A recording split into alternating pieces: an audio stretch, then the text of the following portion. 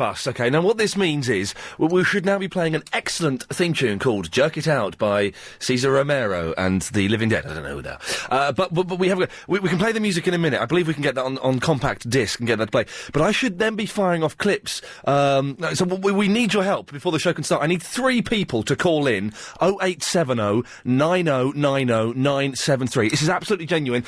You know, at the top of the show, I'll fire off clips, and one will be like Marcus Churchill going sod, sod, sod, sod, sods.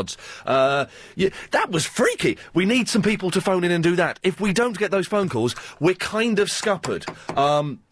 I can't even play any music, to be honest, to fill the time. So we can genuinely wait. The phones, I must admit, have not lit up like the proverbial Christmas tree, what I was done expecting. We've still got Anna's listeners. A lot of the children are at school. If you can help us, I'm begging of you. This is a desperate beg. 0870 9090 973. I need some people to call in, and we've got a phone call. Thank God for that. For a second, I thought this would be awful. We need 2 more people to call in, and deliver lines over the music we play. Hello, line 1. Who is this? Hello, my name's Andrea. Andrea, you're on the radio now. Do you know what we're going to do? We're going to play the theme tune in a second from a CD, and we need you to deliver a line that you can either do Marcus Churchill's sod, sod, sod, sod, sods, or you can make up your own line if you want. Okay. You're going to make up your own? No, I'll do the sod, sod, Okay, so we'll come back to you. We've got 2 more calls. Who's that? Let's quickly go to, this is the most inappropriate, ineffectual start to a show. Something to watch off, if we can. So we need 2 more people. I think we may have them, unless they're lunatics. What other clips can we have? I can't even look at the clips that I'd normally have, because the computer's so knackered. Line 2, you're on the air. Hello? Oh, line 2, let me press this button here. It's Bill, man. Hello, yes, hello? Bill in London. Hello, listen, we need you to say something when you hear the music. Okay. What any idea what you're going to say for us? I'm going to sing for you, innit? Oh, you're going to sing for us, innit? Okay, so when I say line 2, that means you start, okay? Stay there. Oh, this is going to be awful. Line 3's bottled it. That was Karen in the Chigwell. She's gone. Pick one that's got a warning triangle behind it, Chris. Nice one. Line 3. Hello? Hello, line 3. Oh, this is Trish. Hello, Trish, you're on the air. Do you know what you have to do? Well, can you explain again, just briefly? Okay, what it is, the computer is knackered, that's got all the clips, so we're going to play the theme music to the show. Yeah. And then when I say line 3, if you could deliver a sort of vaguely inappropriate quote for us. Inappropriate or appropriate? Vaguely inappropriate. All right, I'll try and think. Okay, so you try and think. Okay, have we got line 1 queued up, ready to go? This is so confusing. Sorry, Chris, you're having to work your man. Line 1, are you there? I am there. Okay, when I say go line 1, you go, head on behind the glass. Hit the music! London's LBC 97.3. 0870 9090 973. The 3-hour 4 till 7 Iain Lee Afternoon Wireless Show. 3 till 6:30. Line 1, off you go. Line 2. E-N-G-L-B-C. Get. Line 3. LBC, let's know when you're free. Hello, you. This is the 3-hour 4 till 7 in the Afternoon Wireless Show from the new time with 3 till 6:30. The computer's a little bit knackered, so today could be shocking. I don't know. I just don't know. It was all right, wasn't it? It kind of worked quite well. Oh, dearie me. That's happening this week, next weekend, is it? Oh, dear. Yes, where are we going to sit? That's my question. Where do we sit? Hello, ninjas. Where do we sit? That's my question. I've got a question. Where do we sit? It's an internal email. You don't need to worry yourself, London. The computer is a little bit knackered. What does Bradley in Colchester want? Agent Chris, put Bradley on. Where's Bradley called in? Just whack him through. Hello, Bradley, you're on the air. Hello, Ian. Hello, mate. My God, that was quick. I know, we were wondering why you were calling in. I was ringing in basically to tell you. Yes. Use my IT department's cure-all for every computer in the whole company. Oh, go on, what is it? Turn it off and turn it back on again. Always works. Yeah, the thing is, this is the computer that's down is the big mainframe that runs the entire LBC network. If I turn that off and it don't come back on again, we're scuppered. We're scuppered. But that is what IT men do, isn't it? They just come round, they rub their chins a bit. Is your email working? No? Here, let's have a go at this. Hang on a second. Well, turn it off and then back on. And it seems to fix most things, doesn't it? That's correct, it does. Either that or, if it's a big one, box of matches. Oh, mate, it's a tempting idea, but I don't think it would be very... Hopefully it's being sorted out. It could even be... No, because when I click that, it just the little egg timer pops up, and then it comes back saying it's not working, which is vaguely inappropriate. Ah, dear.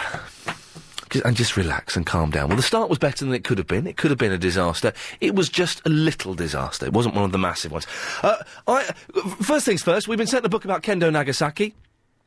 In it, he refers to the Big Daddy Splash, where Big Daddy would stand on the corner of the ring and get his fat belly onto another wrestler. The Big Daddy Splash. I always thought it was called a Daddy Splat. Can someone call in? This isn't what we're going to be talking about. This is just... I actually had a row with Agent Chris again. Big Daddy, the wrestler, when he jumped on another man's belly and crushed them, was it the Daddy Splat or the Big Daddy Splash? 0870 90 90 973 is the thing. It's just... It's not going to be the main bulk of our show. It's just a curiosity which has been kind of bugging me a little bit this afternoon. Daddy Splat or Big Daddy Splash? The choice is yours. 0870 90 90 973 is the telephone number. But there were other things that we needed to talk about, that we actually wanted to talk about. Ah, dear.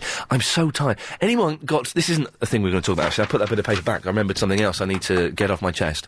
I've got very sore eyes, because I didn't get any sleep at all. You know, some nights you don't get any sleep. Well, that was last night and the night before. So, very sore eyes. Now, Agent Chris was suggesting... Is this nonsense? I should wash them with warm, salty water? You idiot. Warm, salty water? That's for a sore throat. That's if you've got a sore throat, you gargle with salt. You get salty water in your eye, you'll go blind. At the very least, they'll bleed a little bit. And I don't want bloody eyes. I'm not swearing. Bloody eyes. I'm swearing then. Chicago said that, did she? Mummy Agent Chris. Oh, yeah, well, not warm, salty water for your eyes. Okay, so this is what we need so far. And thank you to the 3 people who phoned in and helped save the start of the show. I think I'm murdering the first hour myself today, which is kind of good. Daddy Splat or Big Daddy Splash. And what should I use on my eyes? I haven't got drops. Don't suggest that. It ain't going to work. To make my eyes less sore. Surely, warm, salty water is the worst thing you could put in an eye. After a spike. A spike would be pretty bad. Warm, salty water, that's never going to work. I wish I had some drops. But I've got, like, red eyes. It looks like I've been boozing. I don't booze, but it looks like I've been boozing. 0870 90 90 973. Just checking to see the computer's fixed. No, not yet. You can email as well. Iain, IAIN, @lbc.co.uk. What we did want to talk about something. Oh, yeah, breaking the law. This was the kind of thing that we actually wanted to mention, and I suppose I should put it out. Can you be honest with me, London? And, by the way, I've got to say... We in no way condone any breaking of the law here at LBC 97.3. It's naughty, it's wrong. But, when... Oh, yes. I like line 8. When did you last break the law? When was the last time you broke the law? And what was it? Was it just a cheeky speeding thing? By the way, all of these, I've got to say again, we don't condone breaking the law, whatever it is. But I want you to be honest, because I think we're a nation of lawbreakers. I think we do it... more than people give us credit for. Well, I mean, I've been speeding. As you know, I've got points on my licence. I speed. I was kind of speeding a bit last night, so I wanted to get home very late. When was the last time you broke the law? And what crimes is it kind of okay, in your opinion, to commit? 0870 90 90 973. Have you nicked something? Have you stolen something? I've stolen a couple of CDs once when I was about... 18, I think, a couple of CDs from, no, it's bad, it's very, very bad. But I felt guilty, so I went back and paid for one of them. One of the more expensive of the two, which kind of justified it in my head. It was very naughty, and I wouldn't do that again. That's a bad thing to do, it's a very naughty thing. But when was the last time you broke the law? Maybe you broke a law without realising it. Maybe it was like a day later, oh, crikey, I can't believe, I put that in my bag and I meant to pay for it, I've stolen it. 0870 90 90 973. Andy's in the Harrow. Andy? Hello. Andy, can you do me a favour? What's that? Could you say this is Andy in the Harrow and it is wrong to break the law? Okay. This is Andy in the Harrow, and it is wrong to break the law. Excellent. I don't know if we can clip that. We can't clip that. I apologise. That was a waste of... Burley. We've broken Burley. I use it myself. It's rubbish when it breaks Oh, down. man, it's it's knackered. Hang on, if I click... Let me click this. No, because I'm getting up a warning saying hasp not found. I don't know what that means. I click on it, and then the And I can't even close Burley to try it. Hang on, I can close it. I'm going to close Burley and Might start not get it again. back, though. Well, let me see. Burley... this is exciting. Andy, I know you've called in for a reason. Can you stay there, sir? Yeah. I'm going to try and get oh no, Hasp is not found. Unbelievable. 0870 9090 973 if you want to take part in what has been the most shambolic 14 minutes of radio ever broadcast. But it's time now to get the latest LBC 97.3 travel news with Richard Hakier. Let's go over towards Eastertown, first of all, in White... Hang on a second. Are we going to... Sods.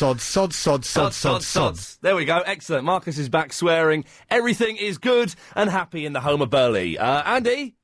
Hello, mate. Sorry, yes, we've got sweary Marcus Churchill back now, which has got to be good news. Always useful. Well, let me just make sure everything else... let me just try, hang on a second, let's, Because of the Ian Lee show on Yes. 97.3, my That's kids working. are now eating properly. hang on, let's try this one. The 3.5 hour, 3 till 6:30 Ian Lee Afternoon Wireless Show, Yep. formerly known as That's the 3 hour, 4 till 7 Ian Lee Afternoon Wireless. Oh, he muffs it up at the end. Andy, yes, you've called in for a reason. It's not just to hear me messing around. No, it's not. But Oh. that is good stuff too. Bless you. Your eyes, fella. Yes, fella. Now, as a blind person, Yes. you get problems with the eyes. Yes. The warm salt water is a good idea. No, really? Really is. That's going to sting like flippery. Give them a rinse out, man. With warm, salty water? Yeah. Are they dry? They're sore, really sore. So, yeah, if you give them a good rinse out, Yeah. stuff, and then you go to your local chemist, any, high street one. For example, Boots. Yeah, you could say that. Okay. All right. Yeah. And you can get, eye drops. They're only, sort of Now- a few pence. Well, they're more than a few pence, aren't they? No, they're just a few pence, and they're just like tears. They're not a few pence. They're just... They are. They're literally bottled... like £1.50 or Well, that's a lot of pence, Andy. Come on. Well, yeah, but Bottled it's tears. less than your prescription charge, isn't it? Chris, can you get me some warm, salty water? Have we got salt in the building? We're going to have a go at that. But is this true, Andy? Because I would have thought Definitely. that salt water would make my eyes bleed. No, it wouldn't make your eyes bleed, as long as you sort of mix it up properly. So what? I just mix it up, pour it in my eye. Yeah. Well, no, don't pour it in your eye, just sort of rinse your eye with it. Well, how do I rinse my eye with it? Get like a tissue and wipe my eye with it? Yeah, or some cotton wool. We won't have cotton wool at similar LBC like Towers, that. for goodness sakes. Okay, and that Raise will... the first aid box. A first aid box? I don't want to contravene any health and safety law, but I don't think we've got You've got a one. problem with your eyes, you see. Yeah. But I haven't got acid. I haven't got battery acid or something in my eye. It's all it is just through not sleeping. That's why they're sore. Yeah, just give them a quick rinse. Okay. Well, Agent Chris, would you be able to get me some warm, salty water? Sure. Thank you. And if you've got any cotton wool, you can find, and a beautiful nurse to administer it. Thank you. Andy, listen, mate, thank you very much for that. 0870 9090 973 is the phone number. The computer, I believe, is up and running. Ian, that's not intelligent. There we go. An old lady has just had a go at me. It must be working. And he's hung up. We had someone who was going to help us. He thought, stuff that for a game of soldiers. I do not need to talk to him. I am off. After 6 today, we have got... we're asking for you to send in little MP3s and CDs and bits and pieces to play after 6. Your own little productions, no more than 2 minutes in length, ideally. And they can be pretty much anything. We have found what we think is going to be the next big thing. There are a bunch of young guys called Lyrical Zombie. They are a rap outfit, and they have made what is a genuinely brilliant rap track. It's a little bit rude. There are swear words in it, and there are some quite violent bits, but we've had their permission, and Agent Chris has bleeped out the swear words and the violent bits as well, so no one will be offended. Hopefully you won't be offended. We'll play that after 6. I guarantee you want to listen. It is genius. We were boogling in the office a little bit earlier on. Chris is in the Sudbury Hill. Hello, Ian. Hello, Chris. How you doing? Yeah, sore eyes. Good. Good, I've got sore eyes. No, I haven't got sore eyes. No, I have. Well, you should try going to bed a bit early, mate. Listen, I've got a pint glass here. I'm going to tap and make a speech. Hang on. I just wanted to do that, see what it sounded like. It's a good sound, isn't it? It's what? It's a great sound. Thank you. Anyway, Chris. Yes. What? Breaking the law. Breaking the law. Breaking the law. Now, I've got to. Can we record things now, Helen, behind the glass? We're going to try. Chris, would you be an experiment guinea pig for us? Of course. Would you say, I am Chris from the Sudbury Hill, and breaking the law is illegal. Don't do it. I am Chris from the Sudbury Hill, and breaking the law is illegal. Don't do it, kids. Okay, let's see. Sorry, I ad-libbed. You ad-libbed kids, and that might sound like we're condoning adults. I am Chris from the Sudbury Hill. Are you saying that, or law is illegal? Chris, did you just do it, kids? Did you just say that again, or were we playing that? No, you were playing that. What now? I am Chris from the Sudbury Hill, and breaking the law is illegal. No, you're playing do it, kids. Oh, you spoke of that, so we are playing that, so that works. Excellent, we'll have that. Okay, cool. So, Chris, have you broken the law recently? Yes, I have, yes. What did you do? We stole some wood for a fire. We needed to, because we were cold. Oh, man, listen, if you're cold, it's got survival of the fittest, I believe, is... yeah. Where did you steal the wood from? It was in Spain. Oh, well, I'm not entirely sure if we stole it, because there was just, like, a huge, great big pile of wood. No, you stole it, Chris. That's if you took it, that's stealing, yes. There was no gate or anything. There was nothing fencing it in. We didn't break and enter it. We just walked in and... Was it a big pile of chopped up firewood? It was a big pile of chopped up wood, yes. So it probably wasn't put there by God, it was probably put there by man. Possibly. Yeah, that's stealing. Yeah. Although in Spain, I think they've only got like 3 or 4 laws, haven't they? It seems you can do pretty much anything over there. I don't know. Not sure. Not a Spanish lawyer. No, nor am I. Not since that incident and I had my licence revoked. Okay, so, Chris, you stole the wood, you made a fire. Did it keep you warm? Did it do the trick? Yeah, it kept us warm and alive. Yeah. Why were you cold in Spain? It's one of the hottest countries in Europe.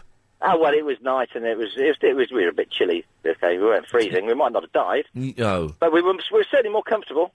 Did you cop a buzz?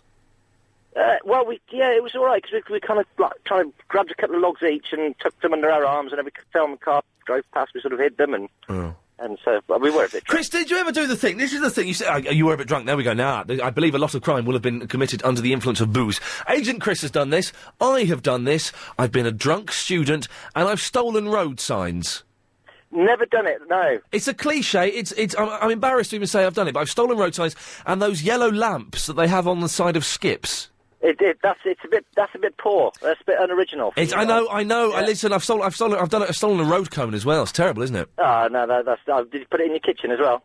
Do you know, I think it was on... No, I think we put it on top of a statue.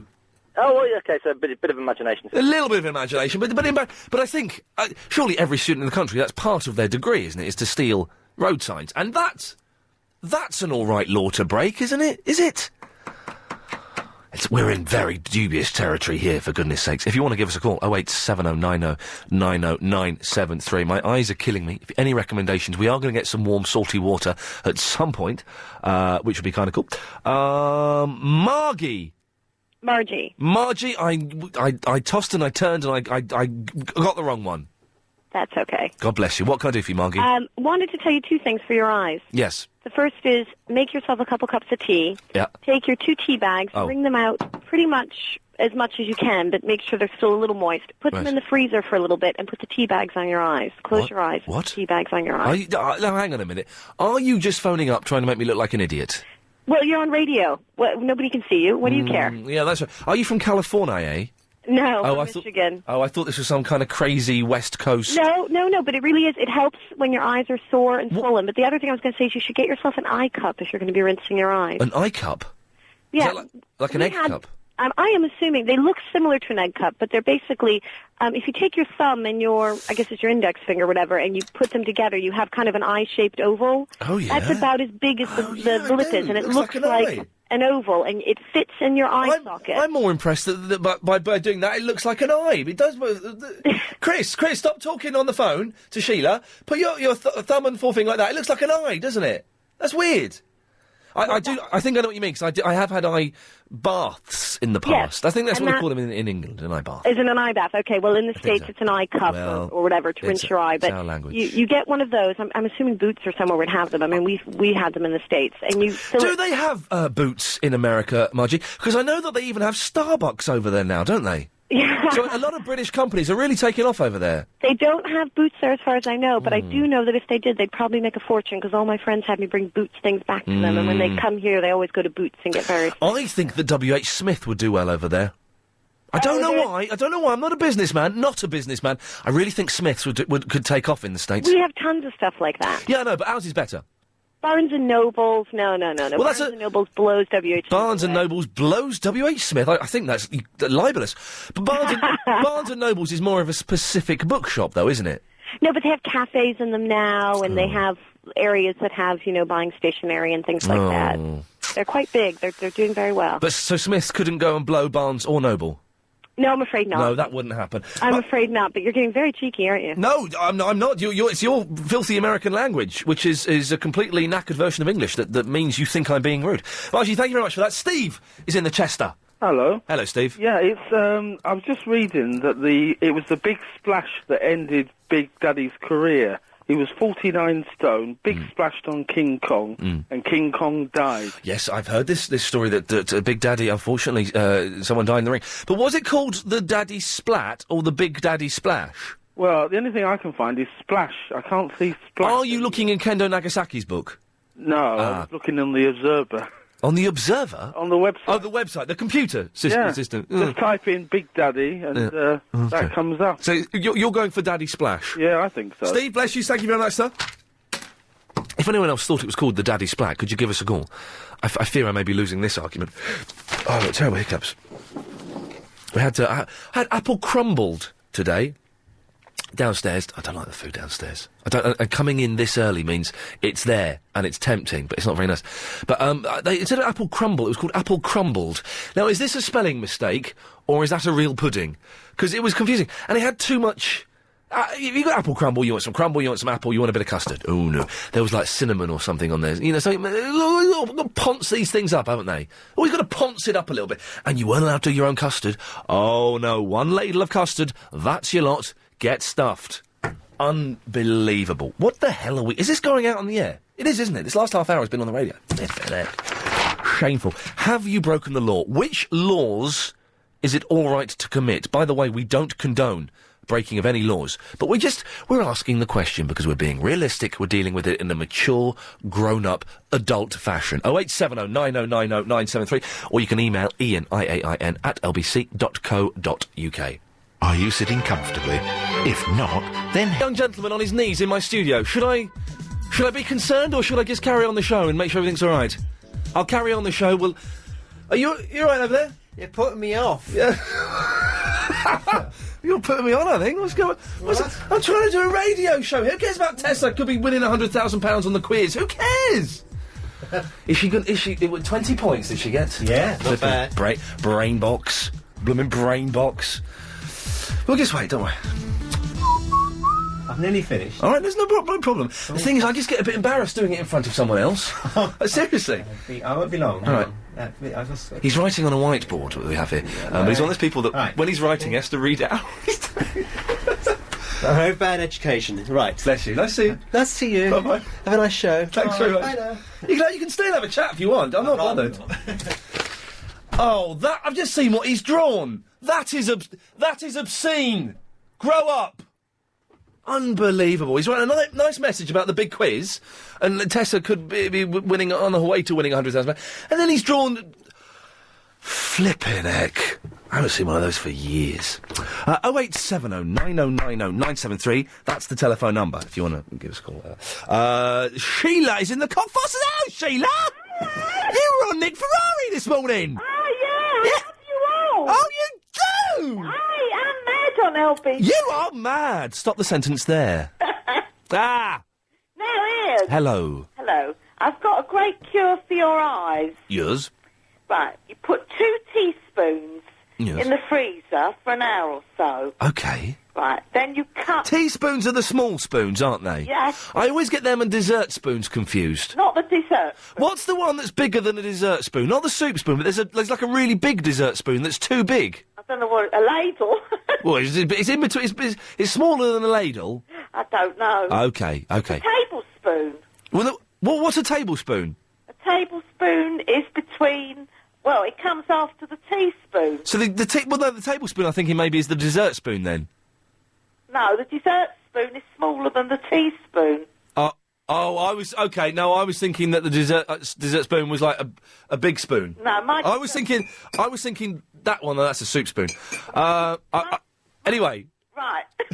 So then you take the 2 teaspoons out of the freezer after about an hour. Yes. Then you cut 1 spoon on one eye. Yes. And cut the other spoon on the other eye. Yes, I see. And you should start feeling very comfortable after an extremely short time. You say an extremely short time, Sheila. May I ask you what you consider to be? Well, I mean, about 10 minutes. I mean, it really Yes. does Oh. help. I suffer from sore eyes. Oh, bless you. What's wrong with your eyes? Well, no, what it is, I don't sleep because I know you're going to think I'm a right anorak, but I listen to LBC all night. What? Even Marcus Churchill? Oh, he is addictive like you all are. Yeah, but he's got a potty mouth. Marcus Churchill.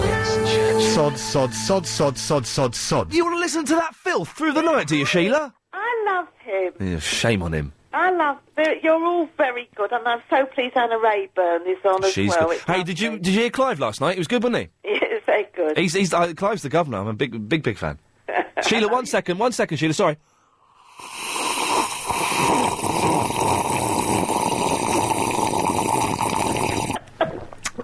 Oh, that's cold. Is that you having a drink? I hope so. Otherwise, I'm going to be arrested. That's one law that's not good to break. So, get a teaspoon. Yeah, you get 2 teaspoons. Two of them in the freezer for an hour. Haven't got a freezer here. That's right. Put them in my eye. Yeah, well, you cut one over one eye. Aye, one over the other. And one over The other, yes. And in a short while, you should start feeling better. Serving spoon. Teaspoon. No, I'm just saying a serving spoon is the biggest spoon. Is the spoon that's too big. Oh, right. Yeah. No, not that spoon. No, okay. No, the teaspoon is about the size of an eye. If you cut it over the eye... Oh, ladies' tennis. Okay. I try it. I will, Sheila, I shall try it. Thank you very much. Audrey's in the Micromorden. Yes, hello, Ian. Hello, you're right. Well, yes, except for the bug that's going round. Well, there's what bug? Oh, you've got a bit of a flu thing, have you? Oh, God, yes. Oh, my mum's got that, and it's really knocked her for 6. I've had this since just before Christmas. Oh, she's only had it for a week, so And you're it better just than her. won't go. No. Are you a bit weak and tired? No, well, you get tired, but I mean, you know... My mum spent yesterday... can't sleep, because now, the last part of it all is coughing all the My mum spent yesterday in bed, lazy mare. Oh, no, she isn't. Yeah, she get out of bed, Mum. Make me my dinner. No, Do my washing. I don't believe you for one moment. No, she did. I went to see her last night, and I brought her some nice salmon and veg and potatoes. So a nice dinner. Oh, I heard you last night. You got it, like from Marks or something? I got it from Marks. You steam it, very healthy, Yes, nice. it is, And I went round to my mum's. She's in bed. She's been in bed all day. She's not very well, bless her. She's a bit better today, but she's in bed. And I went in. I said, "I've got you a nice bit of salmon." Oh, I fancy fish and chips. She said, "Mum, you can't have fish and chips in bed, for God's sakes." So I didn't get her that. Anyway, Audrey, you've called in. Well, I called in to stop all this nonsense about the salt. Well, I'm just salting up my water. No, it isn't nonsense. Hang on. I have to do this a lot. I've got some warm water here, and I'm salting it up. No, you don't. No, don't you dare do that. What are you putting it in? Well, I'm putting salt in a cup full of warm water. Oh, are you? And has the cup been sterilised? I don't know. As you Has the water... It has to be boiling water. It's cold water. This water is cold. Oh, no, forget it. Don't muck about like that with your eyes. Well, hang on a second. First of all, I believe this cup has been sterilised, as we do have a sterilisation machine. This is cold water, Chris. I'm not going to put boiling water in my eye, Audrey. Of course you don't, but it has to have been boiling water. All right. It has been boiled at some point. It has. All right, and so- you mustn't... You don't... But you've got to be careful how much salt you put. Well, I've put in quite a bit. That should be all right. No, don't. No, Right, it I've got- mustn't be any more than a small All right. teaspoon. Oh, God. Okay. So I've got some... And only half a teaspoonful. Of what? What of salt? No more. Right, I've got a tablespoonful of water now. I'm going to put it in my eye, shall I? No. Oh, why? If I were you, Yeah. I'd just quickly run out and go to a Boots. Yeah, I'll do that, Audrey. I'm in the middle of a radio show. I know, but if your eyes are hurting that much... Anyway, you don't know why they're hurting and they're red. Because I've not slept. Well, does that normally happen? If I've not slept for 2 days, yeah. Long as you're sure. Do they feel sore? They're sore eyes. Well, you be careful. You could be having something else coming. Conjunctivitis does that. You think I've got conjunctivitis? No, I didn't say you have, you for did. God's sake. You did? You'd soon know, because you start to get a discharge with conjunctivitis in the eyes as well. From my eye? Yes, you start to have like a white stuff keep coming away. And there's quite a bit of that about it. Just letting London make their own jokes there for a second. No, I'm not making a joke. No, I know you're not, but I know there are some filthy pups in London that are. Want to see you go putting salt water in your eyes where you didn't know how clean or sterilised the cup is. Audrey, listen, bless you, thank you for that. The thing is, we've had so many emails saying this is the best thing to do. I'm going to have a go, aren't I? Surely there's no way... around it. Hang on, I've got tissue here which I'm going to put on my eye. If I go blind, which eye do I need the least? I think I use my left eye at least of all. Hang on a minute. I don't really like... Hang on. Hang on a minute. Anne? Will you be with me when I put some salt water in my eye? Are you talking to me? Are you Anne? Yes, that's right. Sorry, I just let me finish. I've got a mouthful of sausage. You have... Ooh, excuse me, I beg your pardon. You finished your sausage, my love? All right, listen, I'm going to put some salt water in my eye. Right. Well, are you allowed to? Oh, God. Oh. What's he doing? I'm putting salt water in my eye, I just told you. I don't think that's good. I'm not sure. Do you know what? It feels all right. Well, an eye wash, but I think you mustn't have too much salt, yeah. Hang on. Right, I just wanted to... It's a really boring call, but I just wanted to clarify the size of the spoon. Oh, God, it hurts. What's he doing? Flipping hurts. Ow! Ah! Flipping it. Have you finished? Do you know what? It hurts, but it's worked. Does it look like I've been crying, Chris? Have I been crying? Oh, it looks like I've been crying. Don't rub your eyes. I'm not going to rub it. I'm going to put it in my other eye. You carry on talking about spoons. I'm going to do it in my other eye now. I think you have to be careful with eyes. I've always had weak eyes. I don't think you should play about with your eyes. Oh! Sore! Burning. Oh, God, it feels good, though. Oh, man! Come on! I can see! I think clear water's better. Just warm. Now she tells me. I've just warm water. Okay, well, I've cleaned them with salty water now, and I've got to say, I feel a whole heap better. You must... What was wrong with them in the beginning? I've got a headache now. I've just got... They're just really sore. Yeah, well, I think best left alone. I don't like playing about with eyes. I think they're delicate. Oh, I don't like playing about with eyes No, either. but I mean, you have to be... Warm water, I think, is quite... Just nothing too drastic. Chris, I'll give you 20 quid if you drink that salty water that's cleaned my eyes. I've never believed in putting eye drops in, unless, of course, prescribed by an optician or something. Well, but eye drops are good for you. Yeah, well, only if prescribed. I don't take many pills and things. Did you read the thing in the paper last week, Anne, about the man who's got X-ray vision? No. This is absolutely true. There's a man in China who can see through doors. Really? Yeah, well, China's a different world, isn't it? Well, it's a different country. What newspaper, though? It was in the Mail. So I don't read that. Come on. And it was in the Times. And the Guardian. Well... Which one do you read? You're covering the... Guardian or Independent? Yes, it was in the Independent. Chinese fella can see through walls and doors. Yeah, there are odd cases of people who are strange, as you well know, but... right, do you want me to tell you about these teaspoons? Spoons. Sure, very simple. Spoons. 1 teaspoon... right, a teaspoon. I've got a headache. 4 teaspoons is 1 tablespoon, or 2 teaspoons a dessert spoon. I'll go the other way round. I'm not good at mathematics, but, right. 1 teaspoon, then you get a dessert spoon, and then you get a tablespoon. They are the 3 sizes, right? Are you listening to me? Yes. I've got I'm instructing you something very important here, right? If you don't have scales and you're cooking... Yes. A heaped, you get any recipe book, even modern ones have got it in. If you haven't got scales and you don't know grams, 1 heaped tablespoon of flour is an ounce. Yes. Or a rounded tablespoon of sugar is an ounce. Right? Yes. That's it. That's all there is to it. Spoon. Excellent. So just go through that one more time for us. Well, I'll start with the size of the spoon. 1 teaspoon, you've got a teaspoon. 2 teaspoons, 1 dessert spoon. Yeah. 4 teaspoons, 1 tablespoon. Sorry, Anne, are you playing bits of Aerosmith? No. I heard some Aerosmith then. I think you might hear Rolling Stones. Oh, really? You might hear Led Zeppelin. You might hear... I heard Aerosmith coming from you. No. Okay. Well, do it again without Aerosmith. Do what again? The spoons. Spoons. Can you play... You know, I'm falling for... You're crackers, but I love you. I love you too. Right. Can you play the spoons? Pardon? Can you play the spoons? No. No. I've seen it, but I think it's very clever. Have you got some spoons with you? I have a lot of spoons. Try and play the spoons with me, because it's always... What, on the air? Yeah, go on. Or on your knee. Just a second, I'm in the kitchen, just a minute. Good work. I've got a mouthful of sausage. Well, finish your sausage now. I thought you finished the sausage. Have you finished your sausage yet? I've got a mouthful of sausage. Well, quickly, chomp on it. Finish it. Hello. Have you finished it now? What? The sausage? No, it's by the side of me, half of it. Okay. I can't. I've only got dessert spoons here. Well, have a go with them. I can't do it. No, I'm not a Cockney. I can't do it. Have a go, Anne. I'm trying. Can you hear? I think they do it against their leg, don't they? Their thigh. Yeah, or their sausage. I've got my thigh up near the phone now. Oh, God. Be careful, don't get it too. Look, see, listen. I hope my son doesn't come down from upstairs. They think I'm going crazier than I am. And finish your sausage off, love. You're a legend. 08709090973 is the phone number. We were kind of talking about breaking the law. We've ended up with a mad woman playing Aerosmith, eating a sausage and playing the spoons.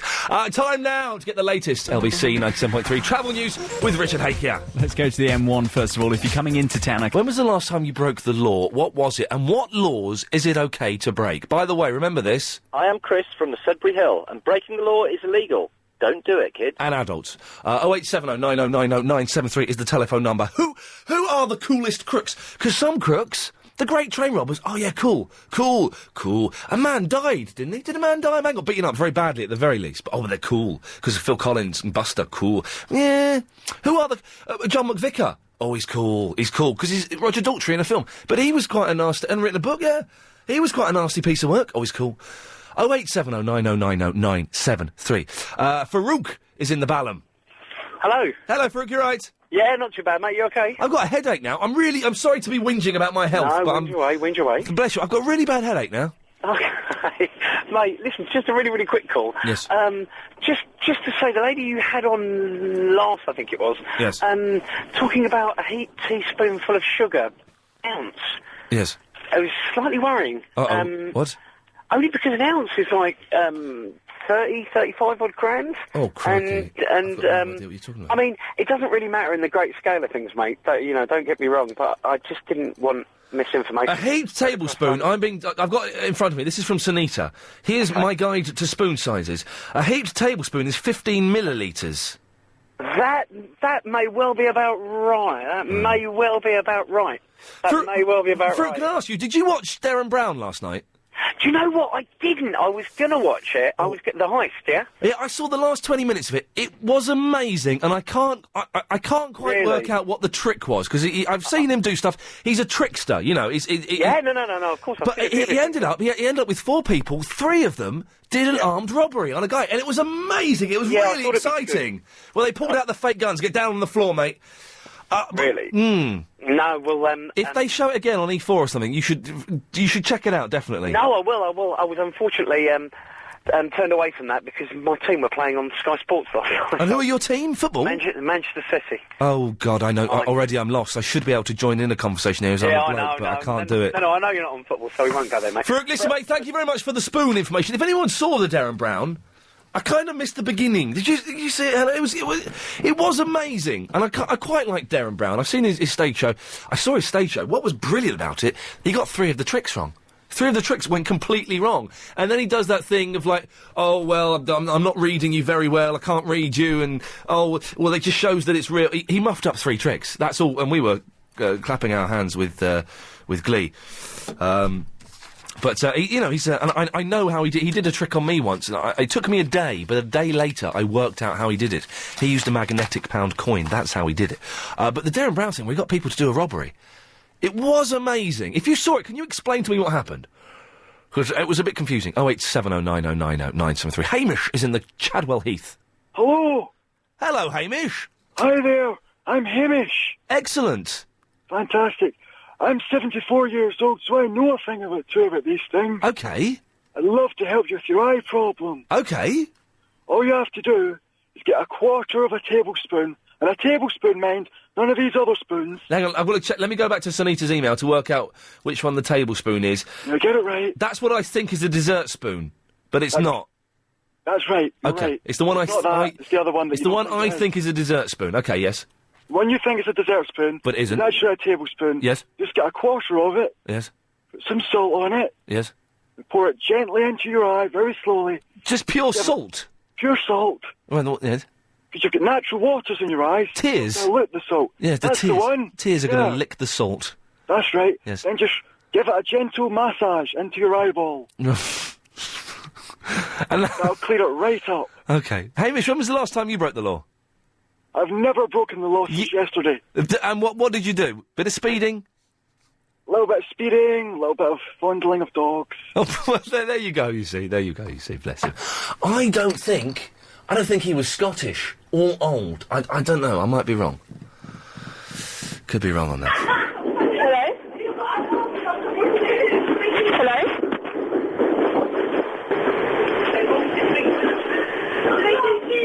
Hello? Hello, Ian? Oh, yeah, I'm there. Are you there? Hello. Hello, I'm Ian. afraid I can't take your call Oh right now. my gosh, But if do you'd like to not leave your start name this, and the Ian. reason for calling after the beep, I'll get back to you as soon as I can. Oh my gosh, Ian, will you stop it? You are so annoying. Answer the phone and I'll tell you what happened in Darren Brown. Answer the phone. Hello. Oh my gosh, Ian. Hello. Ian. Hello. Ian, do you want me to tell you what happened in Darren Brown? Hello. I'm afraid I can't take your call right now, but if you'd like to leave your name and the reason for calling after the beep, I'll get back to you as soon as I can. Ian, if you're not going to answer the phone, I'm not going to tell you what happened. And then you'll just have to go on living your life not knowing. Tell me. Hello. Ian. Hello. Ian. Hello. Ian. Hello. Ian. Hello. Ian. Hello. Ian. Hello. Will you I'm answer afraid the I can't phone? take your Oh call my right now, but if you'd like to leave your name and the reason for calling after the beep, I'll get back to you as soon as I can. Hey, so I'm just going to tell you. What happened on the show, there was 15 people, he had to do a few little tricks on them, and then he got rid of people who he thought couldn't fall under the spell. He had to get rid of one person because his daughter wouldn't be happy seeing him on telly committing a crime. He then had to get rid of one woman because she lied about her job, and I think that's about it. And it was so cool. I wanted all of them to commit the crimes, but they wouldn't. Are you going to talk to me now? Hello. Oh my God, Ian, please. I've got a mouthful of sausage. I don't care if you've got a mouthful of sausage. Ian, I'm in a public place. I cannot do this. I'm embarrassing myself. Answer the phone. Ian! Hello. Hello? You can Hello. I'm afraid I can't take your call right now, but if you'd like to leave your name and the reason for calling after the beep, I'll get back to you as soon as I can. Ian, just answer the phone. Oh my gosh. Ian? Answer the phone. Ian, answer the phone. Are you even there? I'm going to hold on. I don't care. Hello? Hello? Hello? Hello. Hello? Hello. Hello? Hello. Hello? Hello. Hello? Hello. Hello? Hello. Hello? Hello. Hi. I'm afraid I can't take your call right now, but if you'd like to leave your name and the reason for calling after the beep, I'll get back to you as soon as I can. Do you know how annoying this is? Not only is it annoying for me, it's annoying for all the listeners that are listening. Ian? Hi. I see trees of good... Petra in the Upper Norwood. Petra, are you there? I am here, but I'm in Purley Way at the moment. Ooh. I'm not actually in the Upper Norwood. Can we say Upper Norwood just for convenience sakes? We can. Thank you. Now, a gentleman was listening to the show earlier on and heard me whinging about my sore eyes, and he has dropped in his name was Harry, was it, Agent Chris? Harry has dropped in a sealed bottle of itching and redness reliever eye drops. Petra. Yes? Do I take it that this gentleman, Harry, has not injected this bottle with LSD or any poison like that, and do I use these eye drops? I wouldn't like to advise you on that. I don't have a very good solicitor. Okay, well, I take that as a yes, I should probably have a go, and if it goes wrong, it's down to you. I'm sure Harry's a very, very nice gentleman, and bless him for doing this. Petra, listen, you tell me what you're going to tell me. I'm going to have a go on these eye drops and see what, I wanted to tell you about the heist. Oh, yes, the Darren Brown thing.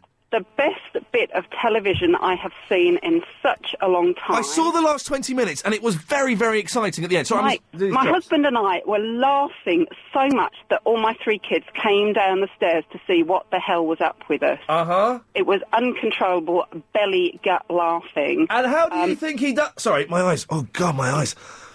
Oh, my eyes! I'm only joking. How do you think he does it? He is very, very clever at just setting people up and planting the seed of suggestion very early on and just building on it. He's absolutely incredible. Because they weren't hypnotised, because I've done a bit of hypnosis. They weren't hypnotised, that was the thing. But he did... absolutely not. But watching all these people go in and trying to shoplift was the most hilarious thing I've seen. I missed that bit. What happened there? He told them that it would take them back to their inner child if they would just pop over the road to the little shop there and shoplift some sweeties. Yes. And, of course, the First Lady went in and she just got a Mars bar very surreptitiously. And then they're getting bigger and bolder and there's a guy unzipping his jacket and putting in a family pack of Kit Kats. But if anyone missed it, by the end of the show, he had 3 people committing an armed robbery in the street. I could not believe one after the other just going for it. You could see them grinning, reaching for the gun. They were sort of programmed, weren't they? When they heard that Can You Feel It by the Jacksons and saw Green, they'd get quite hyper. And you could see them, once they heard that song, they kind of started twitching, didn't they? And just feeling the gun. They'd been doing this technique with rubbing their legs when they were listening to that music, getting motivated, and also thinking about aggression as well. But it was the most fascinating bit. And also they did a bit of I don't know if you've heard of the Milgram experiment, where they set them up to do an experiment pretending that someone who was actually an actor was getting electric shocks. Yes, I read about that when I was a student, yes. Most of them went right up to 450 volts that they were administering. It was absolutely astonishing. I've just been told that I think it's being shown on E4 either tonight or tomorrow night about 9 o'clock. It's worth seeing. It is the last 10 minutes so exciting when these people think they're doing this armed robbery with fake guns, but they just stop a guy in the street who's a security guy. And it is brilliant. It's well worth seeing. I can't quite work out Darren Brown, but he is excellent. 0870 9090. I don't know why we talked about that. It just popped up. 0870 9090 973. Speaking of breaking the law, when was the last time you broke the law? Which laws is it all right to commit? Because surely some have got to be all right, haven't they? I must just say this. I am Chris from the Sudbury Hill. And breaking the law is illegal. Don't do it, kid. Or adults. And also, does your partner choose your clothes? I'm guessing this will apply mainly to gentlemen. I'm a bloke. I don't know what clothes look good on me. Girls do. 0870 9090 973. More of your calls after the news. I've got a mouthful of sausage. Hello, you. It's the 3 hour, 4 till 7, etc., etc., etc. You know the score by now. 3 till 6:30, though. Those is the new hours. Those is what it's staying at. And a big thank you to the stack of email complaints we've had. God bless you. I was getting a little bit comfortable, a little bit fat, because the email complaints have kind of worn off now. No, I'm friends with him now. Pleased to meet you. Mushy, mushy. Friends with the Ninja. Who'd have ever thought two worlds collide? We got a lot of complaints when we first took over the slot from Daisy Sampson. A lot of complaints. And then they've died off in the last couple of weeks, but they've started again now. We've moved back to 3 o'clock. People have been complaining that I've replaced David Prever. He's been gone for months. Someone complaining I've replaced David Prima. He's never worked here. I did send a very rude email to a gentleman earlier on, which I shan't repeat on the radio. I will. He sent me a really nasty email saying you're an idiot, you're childish, really nasty. Well, it was a long email. And I said, I wrote back saying, well, there's one solution, you can LBC off. And hopefully that sorted that out. Either that or he'll take you to Ofcom. It's one of the two. I just don't know. If you want to see some of the complaints I've got, then I beg of you, go to iainlee.co.uk. Somewhere on there is a whole stack of email complaints I got and the responses I don't know. Anyway, if you want to give us a call, it's Ian. That's the email address. It's ian@lbc.co.uk. The phone number, 0870 9090 973. We're trying to find out when was the last time you broke the law. I think a lot of us break the law. This wasn't prompted, by the way, by the Darren Brown heist thing last night, but I guess it kind of ties in, and these people genuinely thought they were committing an armed robbery. They'd been kind of thinking it was kind of okay. Obviously, that is bad and is naughty. But what crimes is it okay to commit? I'm not saying we condone crime, of course we don't. Anything that's illegal is very naughty and is bad. But what kind of crimes would you say is it all right to commit? I've been speeding. It's naughty, it's wrong, it's bad, but I've done it. I stole some CDs when I was younger, when I was about 20. Elvis 68 comeback special, and another one. But I felt guilty and I took them back and paid for one of them. I paid for the most expensive of the two. But it's naughty, that's wrong. What crimes have you committed? What crimes would you say it's okay? And what criminals do you respect? We kind of respect certain criminals, don't we? 0870 90 90 973 is the phone number. And does your partner choose your clothes for you? I can't do it. I find that if my girlfriend or my mum chooses my clothes for me, they look good. They're fine. If I choose my clothes, I end up looking like an idiot. Just a complete, uncoordinated mess. I can't do it. I think, I would say this works for boys more than girls. I can't imagine that there are any ladies out there listening who let their boyfriends choose their clothes for them. Because if we dressed our girlfriends, we'd dress them all in, like, really tarty, in boots and stockings and short skirts and, you know, boob tubes and things like that. You know, that's what we'd get for them. And that wouldn't work. But you can prove me wrong. 0870 90 90 973. And at what age should your mum stop buying you clothes? My mum got me a shirt for Christmas, actually. Fair play. She did get me a shirt. I'm 32. I'll be 33. I'll be 33 this year. Flippin' heck. Seriously, I'm well old. Speaking of being well old, she's a chav. She's Vicky in the Croydon. Well linked, that was, wasn't it? It was well linked. Now, we've got a stroppy email from someone called Vicky. I'm going out. I've called him, but I'm going shopping. No, it wasn't a stroppy email. It's just I'm reading it, and I shall correct your spelling mistake. Oh, whatever. You put came instead of you can. I'm going out. I've called in, but I'm going shopping. You guys can call me later if you like. Vicky. Whatever. It wasn't like that. That's the tone it's written in. Well, it wasn't the tone it was written in. I know what the tone was, because I wrote it. Would you say happy birthday to Stacey in the Soho? Happy birthday, Stacey in the Soho. We're local radio. Hey. Nice. What do you want? So are you shopping now? Have you been shopping? No, I didn't. I was just putting my coat on. You know, I knew you were going to do that as well. I knew that I was going to end up getting a phone call just as I was about to walk out the door. But I haven't got my coat on yet. And I've got a mouthful of sausage. What? I've got a mouthful of sausage. Well, there you go. Finish that off. Anne is still chomping on her sausage. Hopefully, she'll have finished the sausage by the end of the show. We hope. Where are you going shopping, Vicky? I'm not interested. Where are you going shopping? I don't know. I just thought I'd go into town. Yeah. Yeah, but I've had some emails from people saying that I called in Clive Bull last night. Did you? No, I didn't. No? No. I've had a couple of emails saying that I've called in. I phoned up Clive Bull last night as a prank. I promise you, I didn't. I got an email, by the way, from somebody who doesn't like me. Oh, really? Yeah, she got a nice response back. What? Oh, you had a stroppy woman email. Yeah. Telling me to cut my fingernails if I'm a nurse. Oh, really? Oh, because of that picture on the website. Yeah. Is it true that Ben from the Hemel Hempstead, who has been banned from this show and is only allowed to call Carolyn Faraday once a week, sent you a rude email? He sent me another one this afternoon. Little so-and-so. I know. Interesting, okay. Yeah.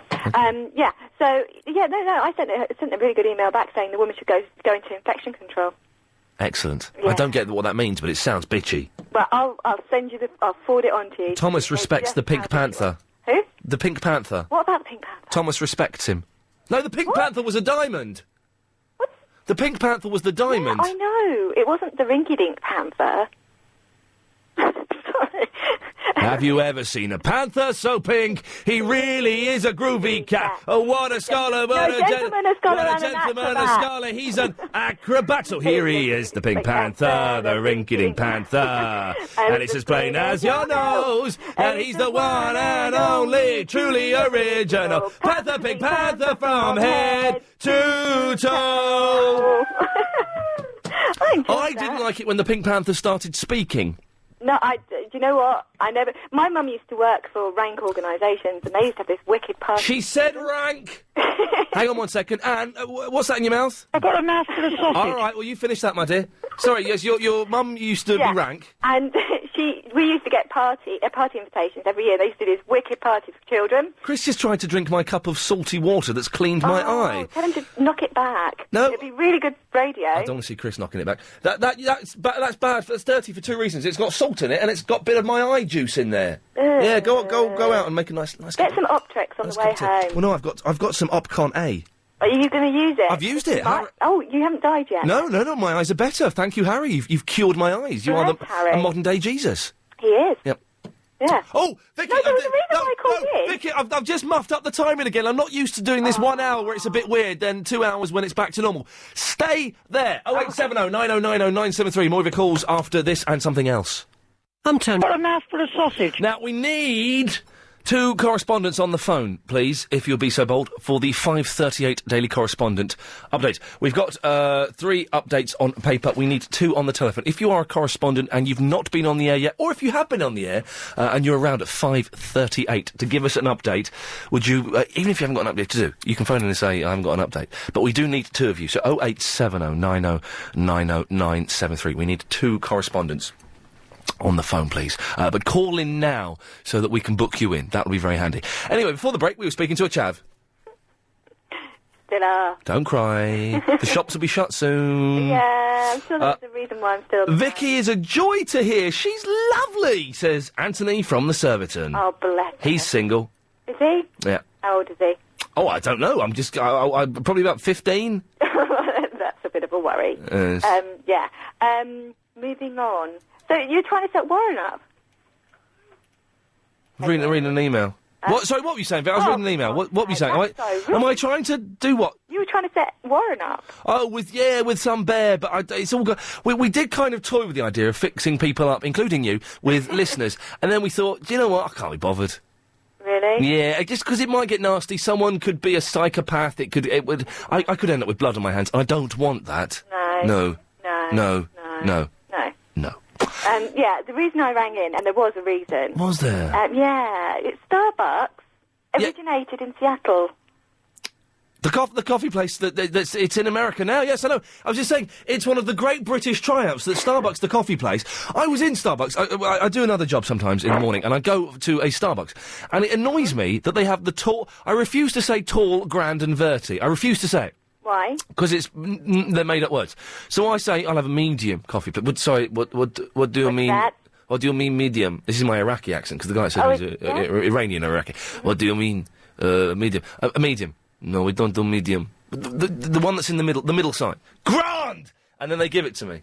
Really? But it's stupid they do that. Although they do. May I just say, I'm going to big these up because I think bigging up is needed. They do a delicious cheese and Marmite toasted panini in Starbucks. Really? And which proves that they're English because that wouldn't have originated in America, would it? Oh, for goodness sake.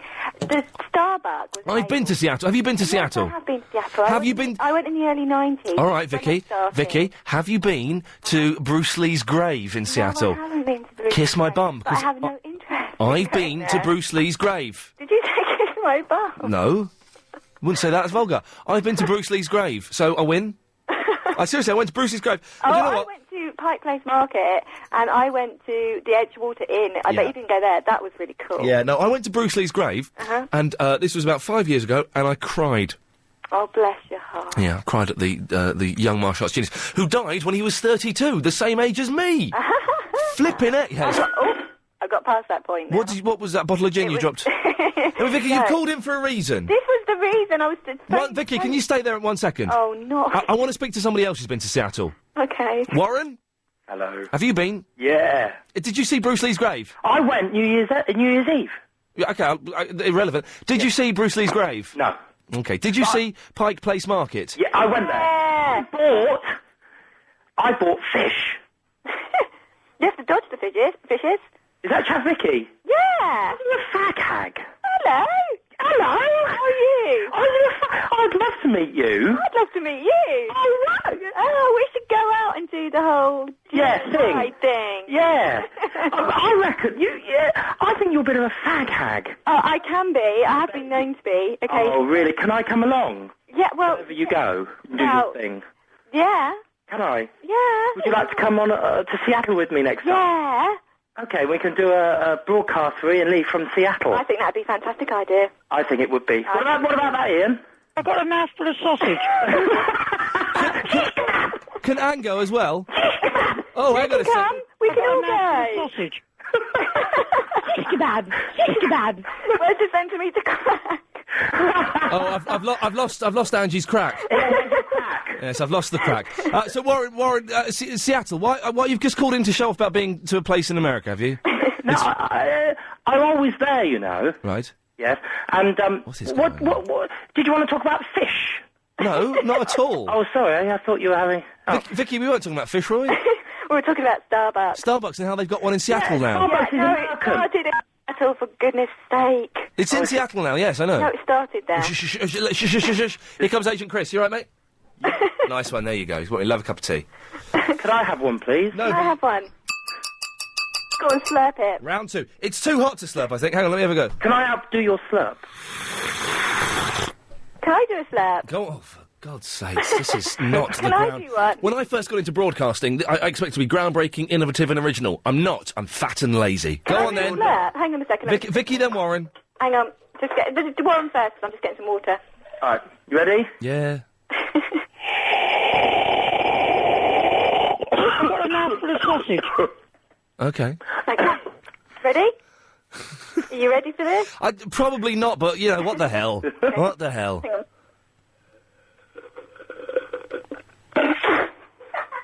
What was that? Has it come out of your nose? It sounded like it came out of your nose. That's what it sounded like. It's dribbling down my Vicky, we could go out and slurp together in Starbucks. I think we should. Ian's on about it being an English company. It's not English at all. No, he's talking rubbish. Rubbishness. Right. Rubbishness. Sorry, are you two still here? Sorry, I was miles away then. Ian? I was thinking about watching Celebrity Big Brother. Yes. Ian, you were talking about Ian? Warren? You were talking about my fish. Why are you insistent to bring fish into this? Warren? Yes? What? Do you like Dermot O'Leary?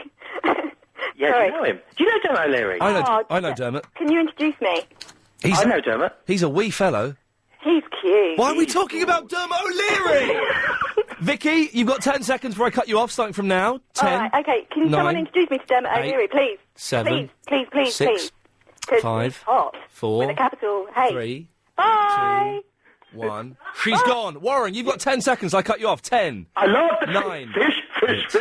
7, I love the fish. 6, I want the fish. 4, 3, 2, 1. Bye-bye. 08709090973. I don't know what's happened there. I genuinely not got a clue. Let me do some of these emails. We have put some stuff out to talk about. If you are more than welcome to join in, by the way, London. If you're listening and you're thinking, those two were Chavi and Camp, you're correct on both counts. But you can give us a call. And 0870 9090973 is the telephone number. Let me do some emails. We'll take some more calls after the news, because I put everyone else on hold for a moment. We are asking which laws is it okay to break, but of course remembering this. I am Chris from the Sudbury Hill. Breaking the law is illegal. Don't do it, kid. And adults. So that's... you've got Jim? Yes. I can only apologise. I've asked Chris not to put any callers through until after the news. Oh. He's put you through. There's been the system has melted down. Melted down. Happy New Year to you, Mr. Lee. Hang on a minute. It's the 5th, isn't it, or something? It's too late to be saying that. It is the 5th. I can say Happy New Year to you. I could wish you a happy Christmas for next year. Don't cry. Don't cry. Don't cry. It's only you, Iain Lee. Don't cry. It's only Iain Lee. Truth is, he's a load of old rubbish. Jim, can I speak to you after the news? Go on in. Oh, well, you're not. Are you doing anything busy? Well, I'm only driving. Ah, well, you're on hands-free, aren't you? No. Put him on hands-free, otherwise he's breaking the law. Of course, Jim was being ironic there, and what a laugh. I haven't got time to do the emails now, Chris. It was kind of just getting into a nice, kind of vaguely produced bit. We do need 2 correspondents to call in, please. 0870 9090973. And anybody else can call in. I will try and do an email after a bit of this. 6:30. I've got a mouthful of sausage. Dylan Angel, let go of that. Let go of that, please. Thank you. Dylan Angel has emailed in. Contrived coffee chain catchphrases. They are a bit... I do like Starbucks, but they are a little bit contrived. Ian, there is a coffee chain that offers coffee to flee instead of to take away. How annoying is that? Well, Dylan, you are... It's a strange thing. Well, Chris, you have a curious look on your face. Well, take it off and put on an attentive look on your face. No, an attentive one, not... There's one. Have a look at that. That's how you do it, exactly. 0870 90 90 973. Been kind of a random show today. We're still sort of recovering from the... why are you looking so curious, both of you? But no, Helen's doing it. Helen behind the glass, why are you looking curious? What's going on there? What have you lost? Have you lost something? Your dignity, yes. Respect! Iain, why haven't you been to sleep for 2 days? What have you been doing? Just not sleeping, Karen. Just not sleeping. Nothing naughty, nothing exciting. Just not sleeping at all. You know, some nights you can't get to sleep, and you get overtired. I didn't sleep 2 nights ago. Just because I slept a bit, but I was waking up and then going to sleep, waking up, going to sleep, waking up, going to sleep. And then last night I was so looking forward to going to sleep that I couldn't get to sleep. And I was wide awake. It was flipping awful. I was trying to...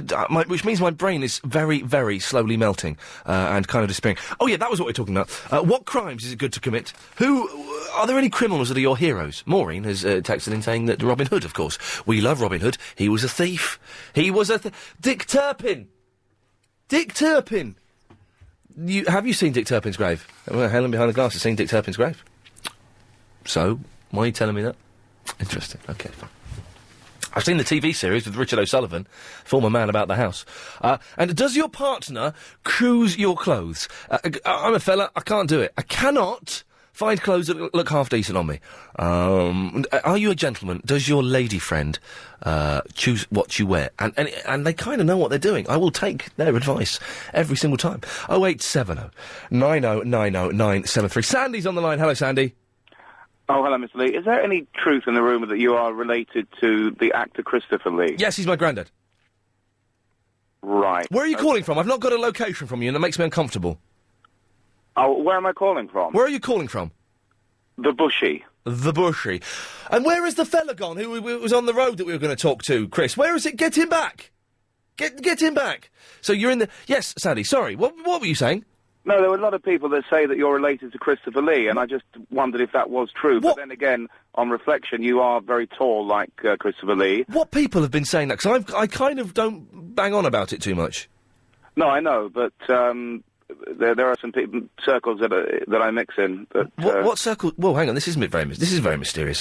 What circles do you mix in? They say that you come from nobility, apparently. What? No, that's not. What circles do you mix in? Many and various. For example? Well, what sort of examples do you want? An example of one of the circles that you mix in. Well, certain people, they're quite a diverse mixture. For example? Quite eclectic. Uh-huh. So it's an eclectic circle? It's quite an eclectic circle. And it is? It is what? A circle? Indeed. For example? Well, a circle of people with whom I mix. And what kind of circles do you mix in, Sally? I suppose on reflection, quite eclectic. Yeah. Oh. We're not. He's keeping what he's doing there. He's got cards, metaphorical cards. He's keeping them very close to his chest. He's not letting me in to his world, which is a little bit unsettling. I was unsettled by that call. Anybody else unsettled by that call? What does Pasquale want? Noel, can I open box 17, please? Oh, wait, he's watching. Take the money and run. What's it called with Noel Evans? Win, lose or draw? Wickedy wah. What was it called with the Clive was talking about it. No deal. Deal or no deal. Deal or no deal. Leno's watching that. My mum is watching that. She loves it. I know Clive was banging on about this the other day. I saw a bit of it. It's quite good. Where he's on the telephone, and he talks to a banker. I don't know. Anyway, so it's been a bit of a random show today. I sort of apologise. I sort of don't.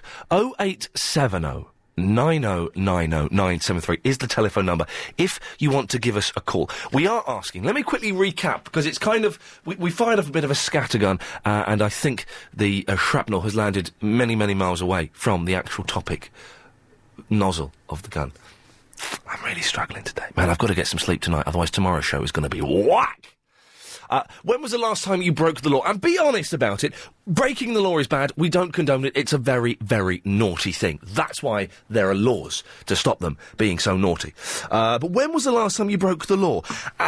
Maybe it was a cheeky speeding thing. Maybe you nicked something. What crimes in your opinion, is it okay to commit? Obviously, we've had a lot of stoners texting and emailing in saying, yeah, it's all right to smoke a bit of weed. That's fine. That's your thing. We don't condone that, obviously. Let's try and move on from that, because it's a little bit boring. It's a little bit talksport. We don't need to do that. What crimes is it okay? Have you committed a crime and then you've grassed yourself up because you felt so bad about it? You just racked with guilt. Maybe you stole a fiver off a mate. We've all done that, haven't we? No? Just, okay. But you felt so guilty about it that... No? She says she shovels fruit salad into her mouth, for God's sake. No! Fruit salad! Yeah, which I believe. I'm missing a fruit salad, so where the hell has that come from? Have you ever had a crime committed against you, but you kind of ended up respecting the criminals because they were so clever? They did it in such an imaginative way. You thought, well, God damn it, they can have my car. I had my car broken into years ago when I had a Golf. Best car I ever had. Why did I get rid of it? Because I'm an idiot. They broke into my Golf, smashed the window, and all they did was stole the airbags. They'd carefully prized the airbags out. I kind of respected that. Yeah, admittedly, it knackered the insurance and my no claims.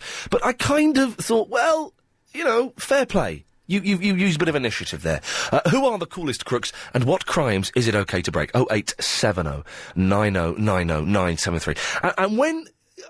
Does your partner choose your clothes for you? Come on, Jack. I know this is kind of an emasculating thing to admit. I'm talking to the fellas, first of all.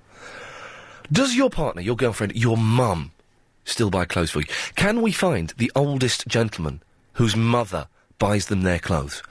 Because I was in the Gap. The Gap's got some quite good stuff in it at the moment. Sometimes it's rubbish, sometimes it's quite good. But I just got confused with the colours and the trousers and the jumper. I got confused and I had to leave. And I was going, well, does that look all right? Oh, God, they are quite brown at the moment. Brown and grey. Got this from there, it's grey. 0870 90 90 973. And are you a lady? We'll get no calls on this, I guarantee it. Are you a lady whose husband, boyfriend, father buys your clothes? That won't happen because girls are LBC hot at getting their own clothes. That's partly what they're genetically programmed to do. It's not a sexy comment, it's true, so don't take offence.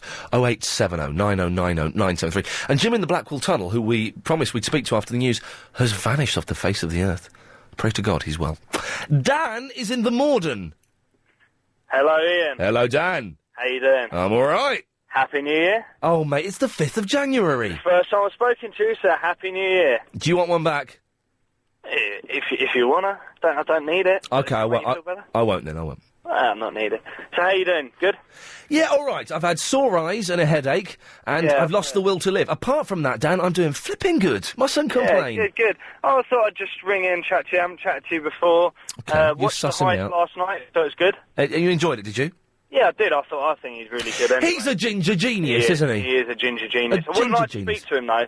Wouldn't like to meet him face to face. You never know what he could do. He can read your mind. Nick your girlfriend while you're still looking, isn't it? No, he won't nick your girlfriend. He's not that good. Probably wouldn't. Although I think the girls find that kind of, bending quality he has of the mind quite sexy. Yeah, I saw that thing that he did to those 3 girls once, and he read their minds or something in the nightclub. Was this on the news or something? No, on a DVD that he'd done, Darren Brown before. Darren Brown before. But yeah, I was just thinking maybe a little intro for your, Ian Lee, only on LBC. You're listening to Ian Lee, LBC. Ian Lee, he's the one for me. Not gay or anything, but just saying, We've got that one already, haven't we? We have. Maybe I heard it then, that's what I was thinking. It's good. Hang on a minute, let me see if I can find, I was going to say, it got in my head and I thought, hey, I don't know where that would be. We've got it somewhere. Chris, do you know what that one will be under? It's not under the... Hang on, it's not... save my one instead. It's not that. 3 hours. Not... Listen to it. The 3 Ian Lee. Ian Lee. No. Ian Lee. It's not the that. 3 hour, 47. No. It's the 3 hour. Ian. The extended version of 3 hour 40. I'm listening to Ian Lee on LB. Hang on a second. Let's see if we can find, Well, I reckon the LBC 97.3 needs Ian Lee. No, we can't find it. Dan, could you come up with another one, do you think? I don't think I'm that good. I thought that was a good idea, but obviously it's someone else, isn't it? It wasn't. Do it twice. That was my ingenious idea. That's as good as it gets. Dan, listen, it was a brilliant idea. It's a pleasure to speak to you for the first time. Make sure you call again. But if you do, go on. I'm looking at some pictures of some spotty kids with funny faces. And while I'm doing that, let's get the latest travel from Richard Hakier. Let's go over to the Easter Town Festival. 6:30. Yes, that's right. He's back, London. I know you've been waiting for us to find him. Jim in the Blackwall Tunnel. Wrong, Jim at Catford now. Jim in the Where have you been, Jim? Driving. We've been hunting. I've just finished working. Yeah. So, I've been a funeral director. I've been on a hire today for a company in South London. I'm just going to doff my cap, yes. So I am now on my way home. Do people still doff their caps as you drive through the streets? Occasionally. The worst thing we get is people cut us up on funerals. No! Do be impatient. No! I've had it today with a motorbike, and you do get it, yep. Oh, man, I always take my cap off if a hearse goes past with someone in. Always do. There is no respect today. No. And people want to get there as in yes. Hang on, be careful. We're going down Nick Ferris territory. There's a little bit of respect. Big up the respect. There's no respect for funeral, you know. No. Wagwan. Now, Jim, you've called in for something. Yeah, you're talking about being a criminal. Breaking the law. Yeah, breaking the law like I'm doing there. Mobile phone, talking on it. Few illegal right turns. I've got to say this. I've got a mouthful of sausage. No, and not that. I am Chris from the Sudbury Hill, and breaking the law is illegal. Yes. Don't do it. We don't condone any law breaking on this station. We've got to say that. But, yes, I must admit, I try not to, but I've used my mobile phone whilst driving. If an important call's coming through, I'll have a go. Especially if it's talking to you, Mr. Lee. Well, yes, no, again, that's bad, Jim. And naughty, slap on your wrists. And I hope you've not got anybody in the back of your car now. No, it's just me going home. Good, okay. You wouldn't use a mobile phone whilst driving a member of the deceased? No. When we're on funerals, the phones are off. Well, Jim, has the phone ever started ringing at a really inappropriate moment? Because we all forget to switch phones off when we mean to. What we tend, like, especially when you're on funerals, it gets drummed into you, so you just turn it off anyway. Yeah. But what you tend to do is say to members of the family, don't forget to turn your phones off. Nice one. And I'll guarantee you, at the most critical moment, our phone will ring and you see a scattering of people trying to get to their handbags or... Jim, there was a thing, is this true or is this nonsense? There was a thing a little while ago, wasn't there, that loads of dead people were being buried with mobile phones. Is that, have you ever come across that, or is that the Daily Mail talking out of its bum? I've never heard of that.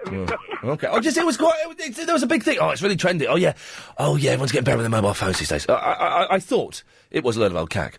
I've been proven correct by a funeral director himself. Pip. Hello, Ian. Hello, Pip. I always do the sign of a cross, actually, if I see a hearse going past. Oh, the sign. You go hardcore. You know the score. Sorry? You do the sign of a cross, I say. Yeah, because when my grandmother died, which was about 20-odd years ago, and we were riding in the hearse, I saw that someone did that, and it gave me such, not joy, but, it really comforted me at the time, so I always do something. Well, I don't do that, because I'm not really religious, but I do take my hat off. You wear a hat, though? Well, yeah, I'm holding a hat in my hand here. Oh, I see. I described it the other day as being like a flat cap, but it looked like a box. I'm incorrect. I've got a better description. If I wear it, I'm going to put it on now, Pip. If I wear it... It makes me look like a 1930s steam train driver in Middle America. But it's brown. Really flattering, then. Yeah, it's a good hat. I love it. It's my favourite hat. I wear it all the time. I wear it in bed sometimes. Gosh, Anna Rayburn will be excited then. Yeah, she's scary. She's fab. Oh, she's fab. I don't think she likes me. Not quite a good face, then. You cheeky cow! Pip, I'm a cheeky criminal. Criminal. Oh, what laws and crimes have you committed? Well, I stole some Quality Street by accident. By now, how does this happen by accident? Well, I don't want to... There's a big shop in Merton called Sabre Centre. You ever been there? No. Well, you go in and it's like up travellators, and at the top there's... Up travellators? Well, if it's up, then it's an escalator. If it's along, it's a travelator. No, the travelator's the one you take up on the escalator. Shopping trolleys on. Oh, the flat one. Oh, like on the Gladiators. Oh, yes. Yeah. Okay. And then you get up to the top there, and they sell plants and cards and Quality Street and bits and pieces. Yes. And we went and did a massive shop in Sabre Centre, which is like Sainsbury's. Yes. And we came out and we were sort of looking at cards and whatever. And I picked up some Quality Street and sort of put them down on the trolley with all the paid stuff. Yes. And then my husband said, "Come on, get on, get on with it." Get on with it, you lazy mare. Pull your finger like out. That, yeah. Hurry up. And come on. We went off home and got home and I unpacked it and I suddenly, I realised that I hadn't paid for them. I was so mortified. I was so embarrassed because they were going to be for my mum for Mother's Day. Ooh. Did you give them to your mum? I did give them to my mum, but I did tell her that they were stolen.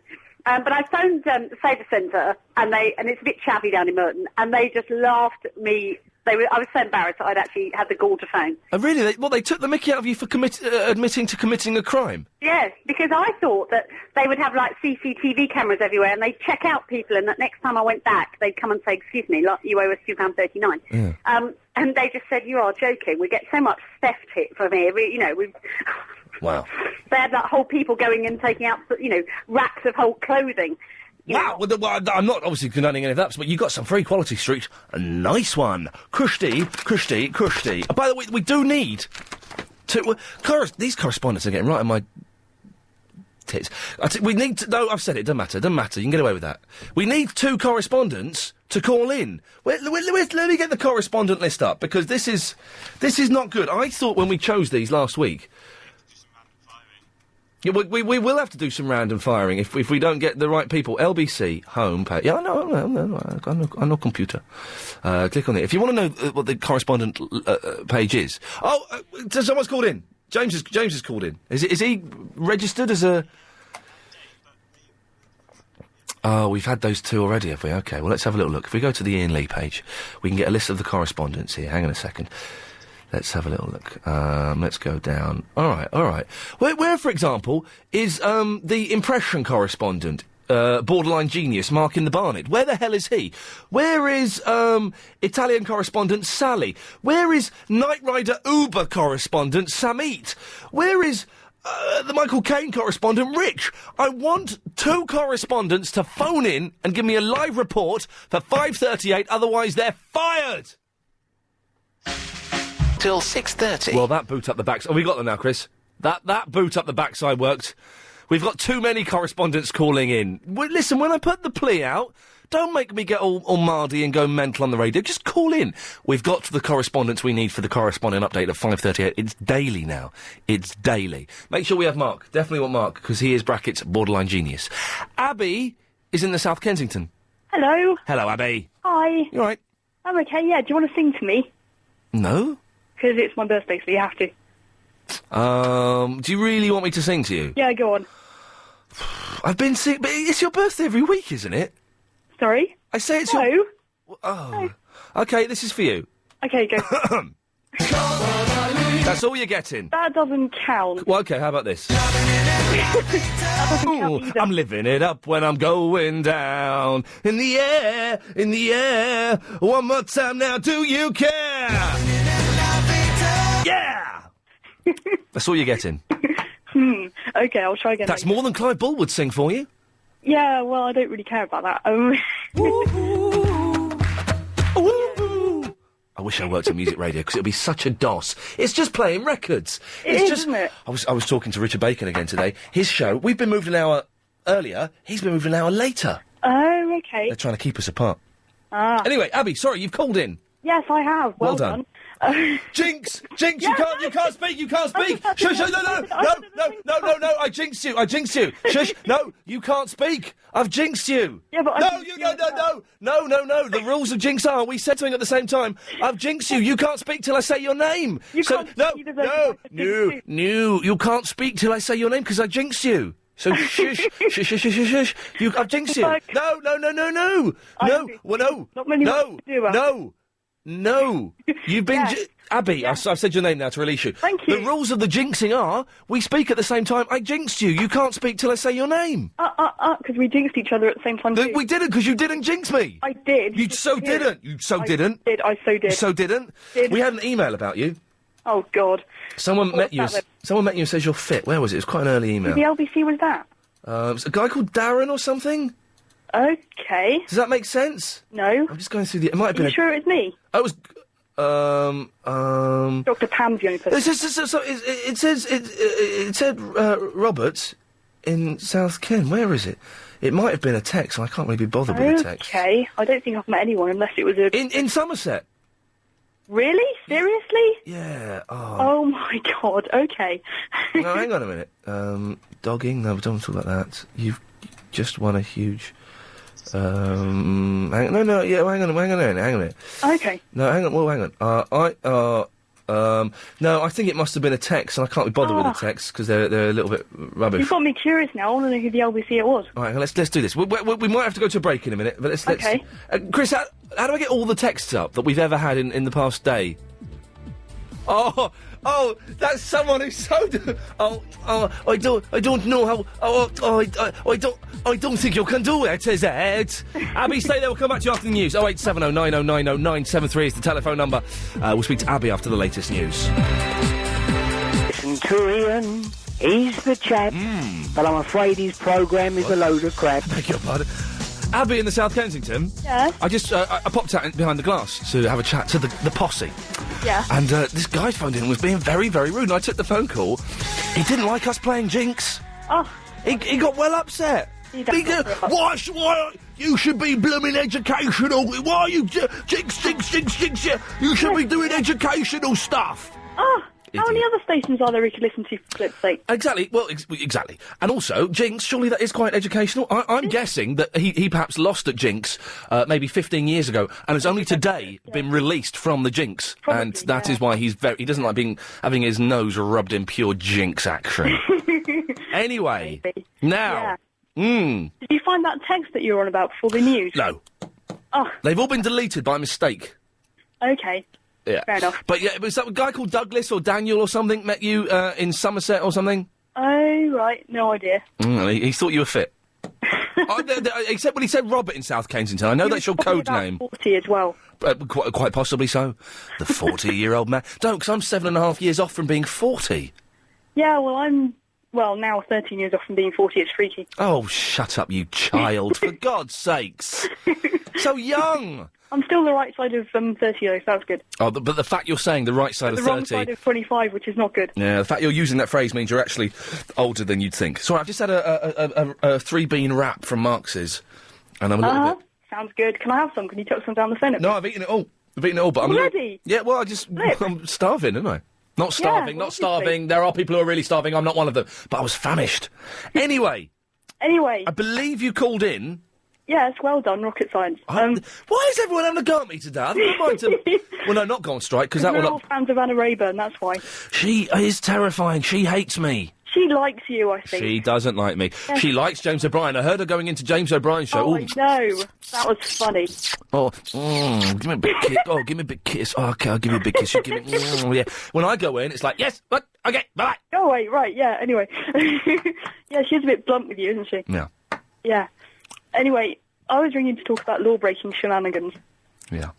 You've gone silent on me. This is I've gone a bit sad. A little bit sad and introspective. Oh, why? Well, I don't know. Matter? Oh, man, you don't want to know. Yeah, I do. No, you don't want to know. Okay. Anyway, so breaking the law. A brick in the law, brick in the law. Lawbreaker. Lawbreaker. Yeah, that's Nick Ferrari impression out. Do your Nick Ferris impression. Lawbreaker. That's the most awful impression I've heard. Oh, apart from your Steve Allen, which is even worse. Watch it. I'm Steve Allen, and I don't like Charlotte Church. She's a tart. A blooming fat tart. I also don't like many other celebrities. They're all tarts. Blooming fat tarts. That's not good either. I like Dale Winton, though. He's nice. And did I watch what last night? Me doing my Sandy War. No. On Clive's show. No. Didn't miss much. I don't know, no. Anyway, I mean, sorry, we'll get to the point of your call in a minute. Sorry, it's rambling off. I think these eye drops may be slightly psychedelic because my mind is gone. You've called in for a reason. Yeah, I did. What is it? Me and a whole group of friends nicked a traffic cone from the middle of South Kensington. Yes, it's got to be done.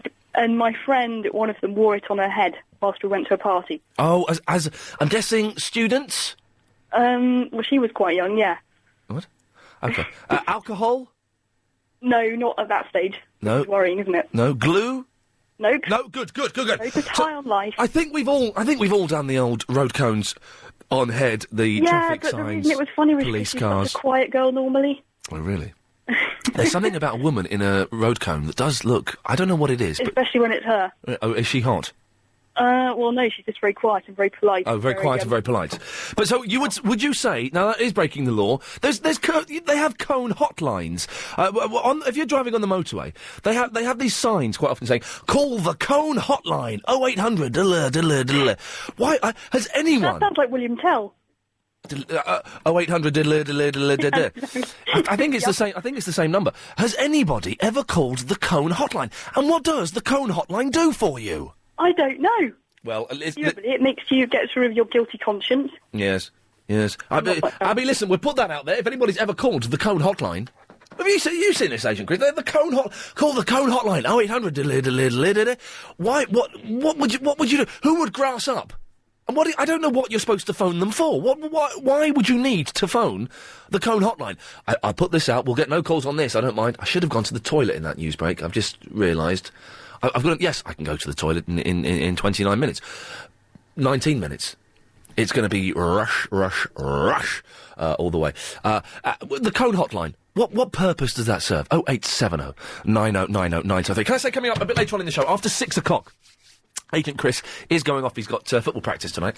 And we will be taking your calls straight to air from 6 o'clock. And also, we have got a brilliant... We've been asking you... I'm going to mention this again, because we do need some more sent in.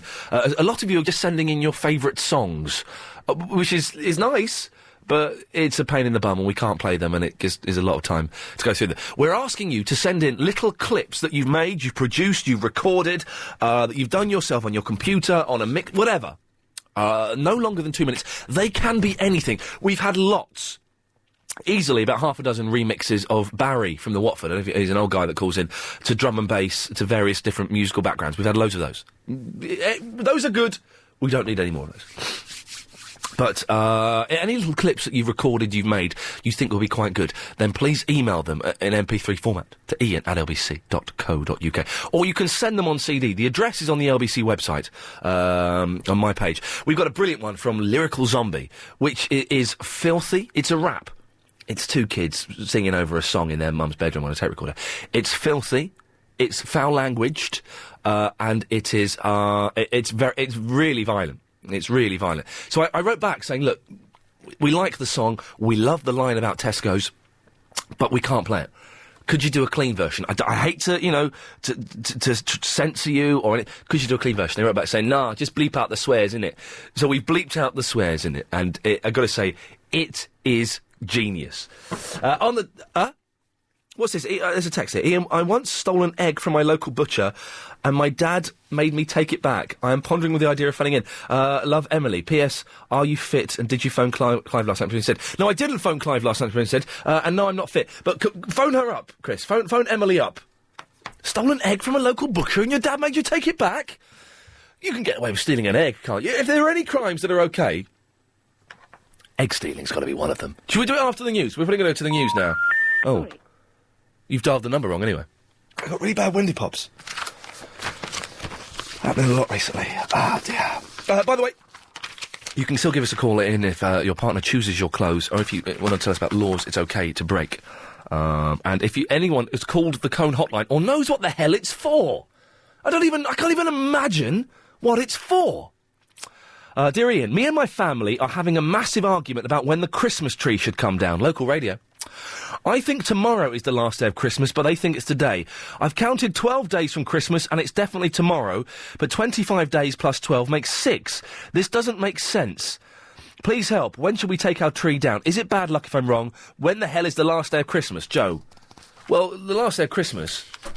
Well, it was ages ago when it... I technically know it's... What's that? A cup of tea, is it? Thank you.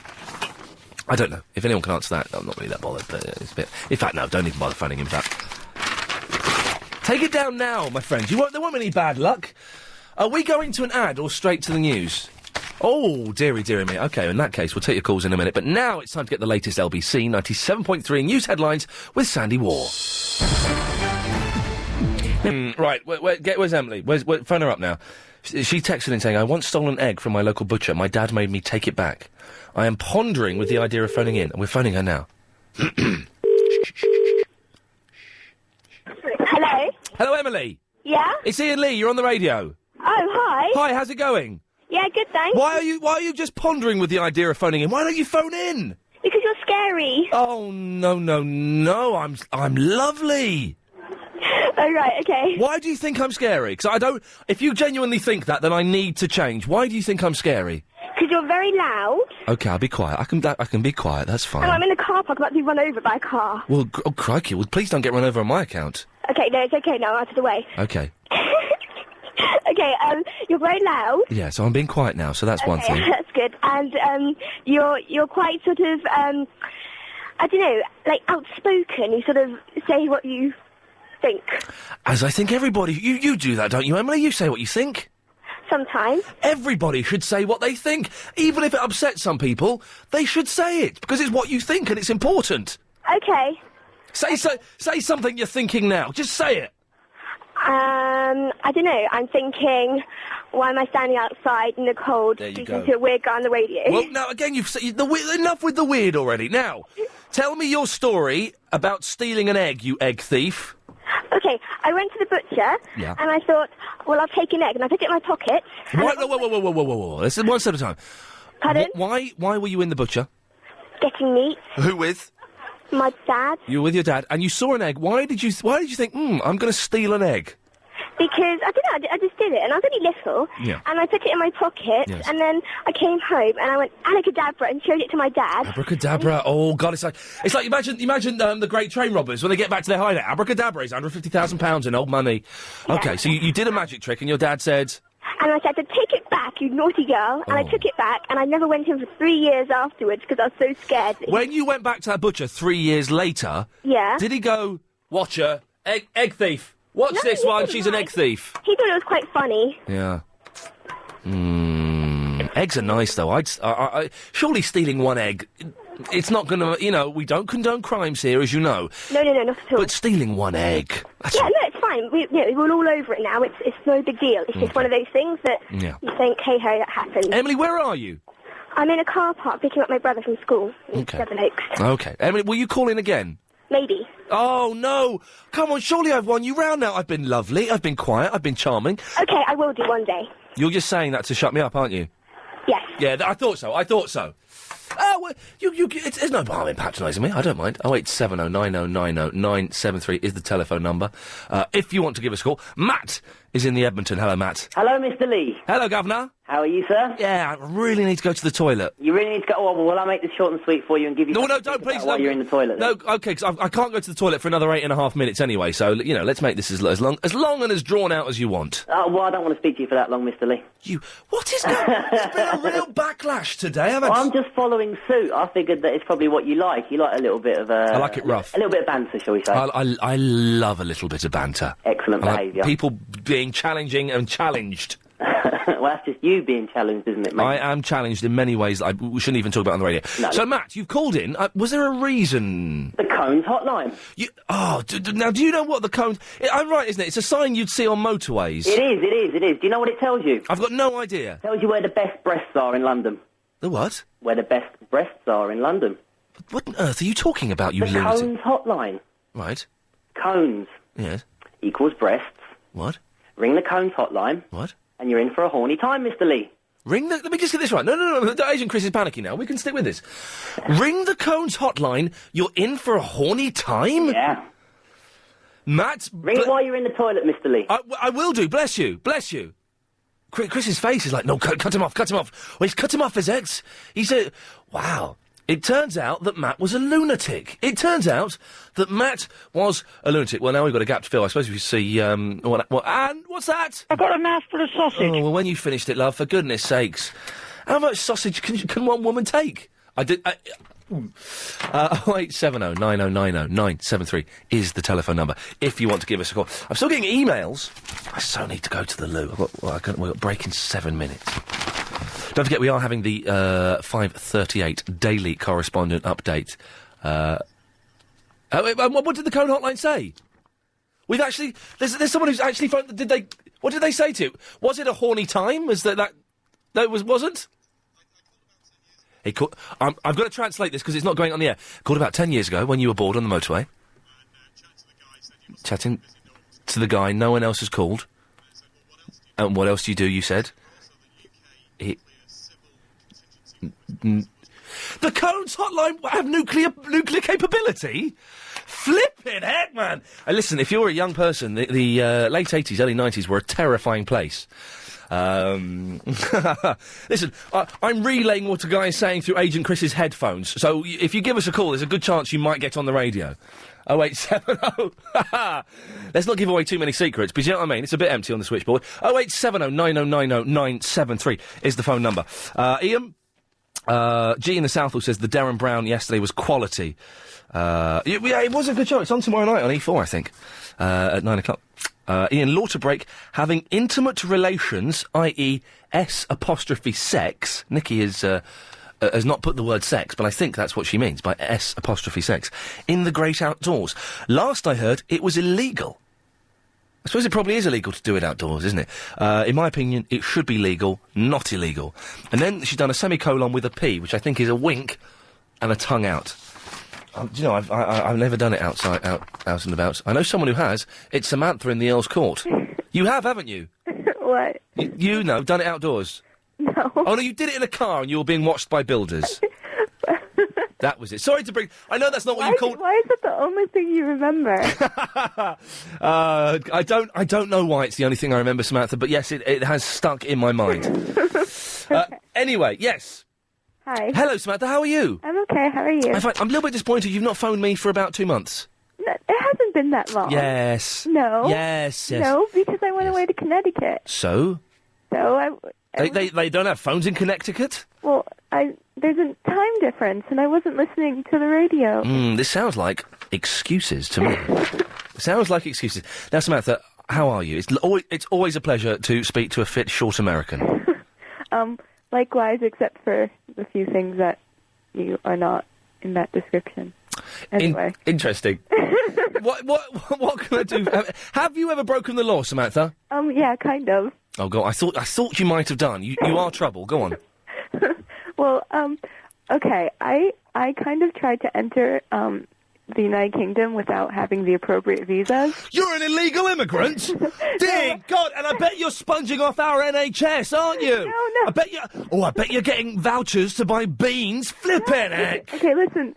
All right. I'm glad you're telling me and not Nick Ferris, because you would be giving short shrift on the Nick Ferris breakfast show. Okay, what happened was... Yes. I. Let's hear your excuses and lies. I had to come here to start university, but for certain reasons, I couldn't get my visa. And the reason being you couldn't be bothered to fill the form in? No. Yes. The British consulate told me to just come here, and then when I go back during Christmas vacation, to try and get my visa. So I went back during Christmas vacation. Yes. There was a huge blizzard, and the only way you can make the appointments in the New York British consulate is over the internet, and they had no more openings, and I had to get back here to hand in coursework. Sounds like rubbish. And do exams and stuff. So you're telling me you came to this country illegally to hand in some coursework? Well, okay, but you broke a visa law. It wasn't illegally because the British consulate advised me to come and then go back and get my visa. Yeah, I bet they did. But go on. The second time I came back, I kind of came back illegally, but I had to do my exams. So when I was going through Heathrow immigration, they detained me. And it was absolutely horrible. What do they do how do they detain you? Well, okay. I don't even remember what I said to the immigration officer, but I was really nervous. Yeah. And I think I was lying a little bit. Oh. And she kind of caught on, so she said, could you go sit on that bench over there? We're detaining you. Well, hang on. So let me get this right. Detaining an illegal immigrant, they make you sit on a bench? Well, yeah, she goes and speaks to her supervisors. And then after a while, she took me into this room, and she interviewed me. Interviewed you? What's your inspiration? She took me into another room with a bunch of people who didn't speak English. Good. And I was really afraid. They interviewed you? What? Did they interview you? Twice, yes. Okay. And it was horrible. And then they had pity on me and said that I could come in to do. So let me get it right. The customs people said they had pity on you, so you could come into the country. Well, no, I think because I begged. Oh, it's about that you said. Oh, she begged. Oh, there you go. Al Qaeda. If you're having trouble getting into the country, just beg. Apparently, that's all you need to do. Tony Flippin' Blair. With British Airways, You can... How exciting! I've been to the loo, and that's good. Last 26 minutes of the show normal. Then at 6 o'clock, of course, with the bonus half an hour that we don't know... you may have noticed we struggle to fill 3 hours. Why the hell have they given us 3.5 hours? Well, from 6 o'clock, we're going to take your calls straight to air. You can still... It's not technically a Triple M. You can still call in and talk about crimes that you've committed, crimes you think it's okay to commit, and your partner buying your clothes. Or you can phone in and just mess around if you want. And at some point after 6, we'll be playing an exclusive track from Lyrical Zombie on an MP3 that they've sent in. I think it's genius. There's a brilliant line about Tesco's in there. Eddie is in the Hendon. Hi there. Hi there, Eddie. Hi, Ian. How are you? I'm all right. Good. Good. Feeling better now you've been to the loo? Yes, I do feel much better. I can't believe how much I need. The thing is, I drink a lot of tea, and I have the studio very, very cold. Those two things combined mean I have to go to the loo quite a bit. Yes, I can imagine that. Yes, well, don't imagine it too much. It's not very pleasant. Yes. Eddie, what can I do for you, sir? Right, talking about ladies buying for their men clothes. My wife does exactly that. Oh, God bless you. You sound like an older gentleman. Well, not older, 31. Oh, crikey, you're younger. You're a younger gentleman. Your wife does she buy all of your clothes for you? Pretty much, yes. And do you live the dream? Does she buy them without you being there, or do you go out with her? No, she buys them without me even. Oh, mate, you see, now that's just perfect. Actually, there's even more than that. Sorry to interrupt you. No, go on. More than that. While I was going out with her, before I was actually married, my mother-in-law said to her, well, what do you think about Eddie? She said, well, he's a lovely guy, but... I don't like his dress sense. Oh, yes. So do you know what she said? Yeah. You can always buy him a new wardrobe. Oh, that's the advice your mother gave? Yes. My mother-in-law gave to my now wife. Oh, I see, your mother... And what were you wearing... What was old Eddie wearing? What's new Eddie wearing? Oh, all these nice jumpers. I put on a jumper just the other day, which I thought was great, but my wife said, that's a summer jumper. Oh, you idiot. Summer jumper? Winter jumper? Yes. It's cosy, cold, I put a jumper on. What, hang on a minute, I'm confused. What made it a summer jumper? Was it really thin? It was the colour. It was more like a light beige jumper. Beige is surely winter, or what? Beige is autumnal. That's summer. Oh, okay. Wow, she sounds fantastic. So does she go out shopping and then come back with a load of stuff for her and say, "Oh, by the way, Eddie, I've got you this new outfit. You're going to be wearing it." Exactly that. Man, exactly that. I'm genuinely very envious of you. Could she go out and get stuff for me? Well, I don't see why not. Yeah, I take that as a no. You're being protective of your wife, as every man should be of his lady. Every man should be protective. 08709090973. Ian! 2 points, says Lambda. Okay. First, I stole a £1 coin off my best friend when I was 10. I felt so guilty that I didn't spend it, and I still have it 18 years later. Also, I had my stereo stolen from my car, but what made me feel a little better was I had a sticker on the top saying, if you're stealing my stereo, then you are an LBCer. Well, I'm sure that made the criminals go home and go, oh, this guy's got us, we're LBCers! Carolyn from the Beaconsfield says, Ian, my husband buys all my posh frocks, he gets the correct size, and they always look fab. Also, I would never dream of spending that much, even better. P.S. He cooks as well. I'm suspicious. I am suspicious. We just read that one, which is kind of cool. Crimes. Ian, I once stole some wheat, or it may have been corn. I was in Yorkshire walking in the country. There was a field of wheat or corn. I picked some and ate it to see if it was hard or soft. It was soft. From Lisa in the Action. Well, there's an old crime.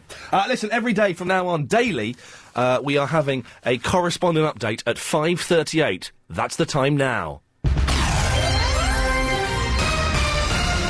It's time for the daily 5:38 Daily Correspondent Update. Brought to you every day.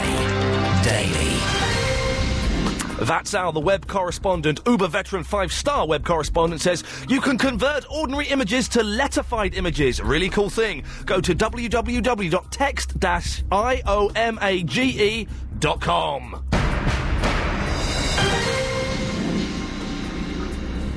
Hello, this is Michelle from the Ashford. I am your Holland correspondent. I have been busily translating Perth 4 for you. The first few lines are, a kilometre of railway track shoots under my door. On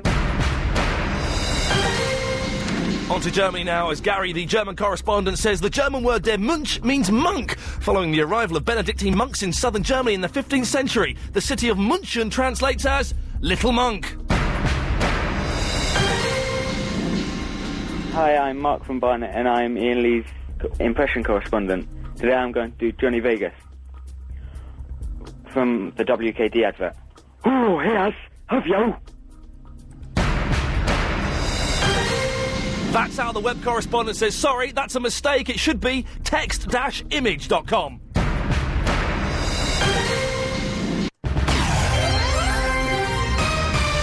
Nearly.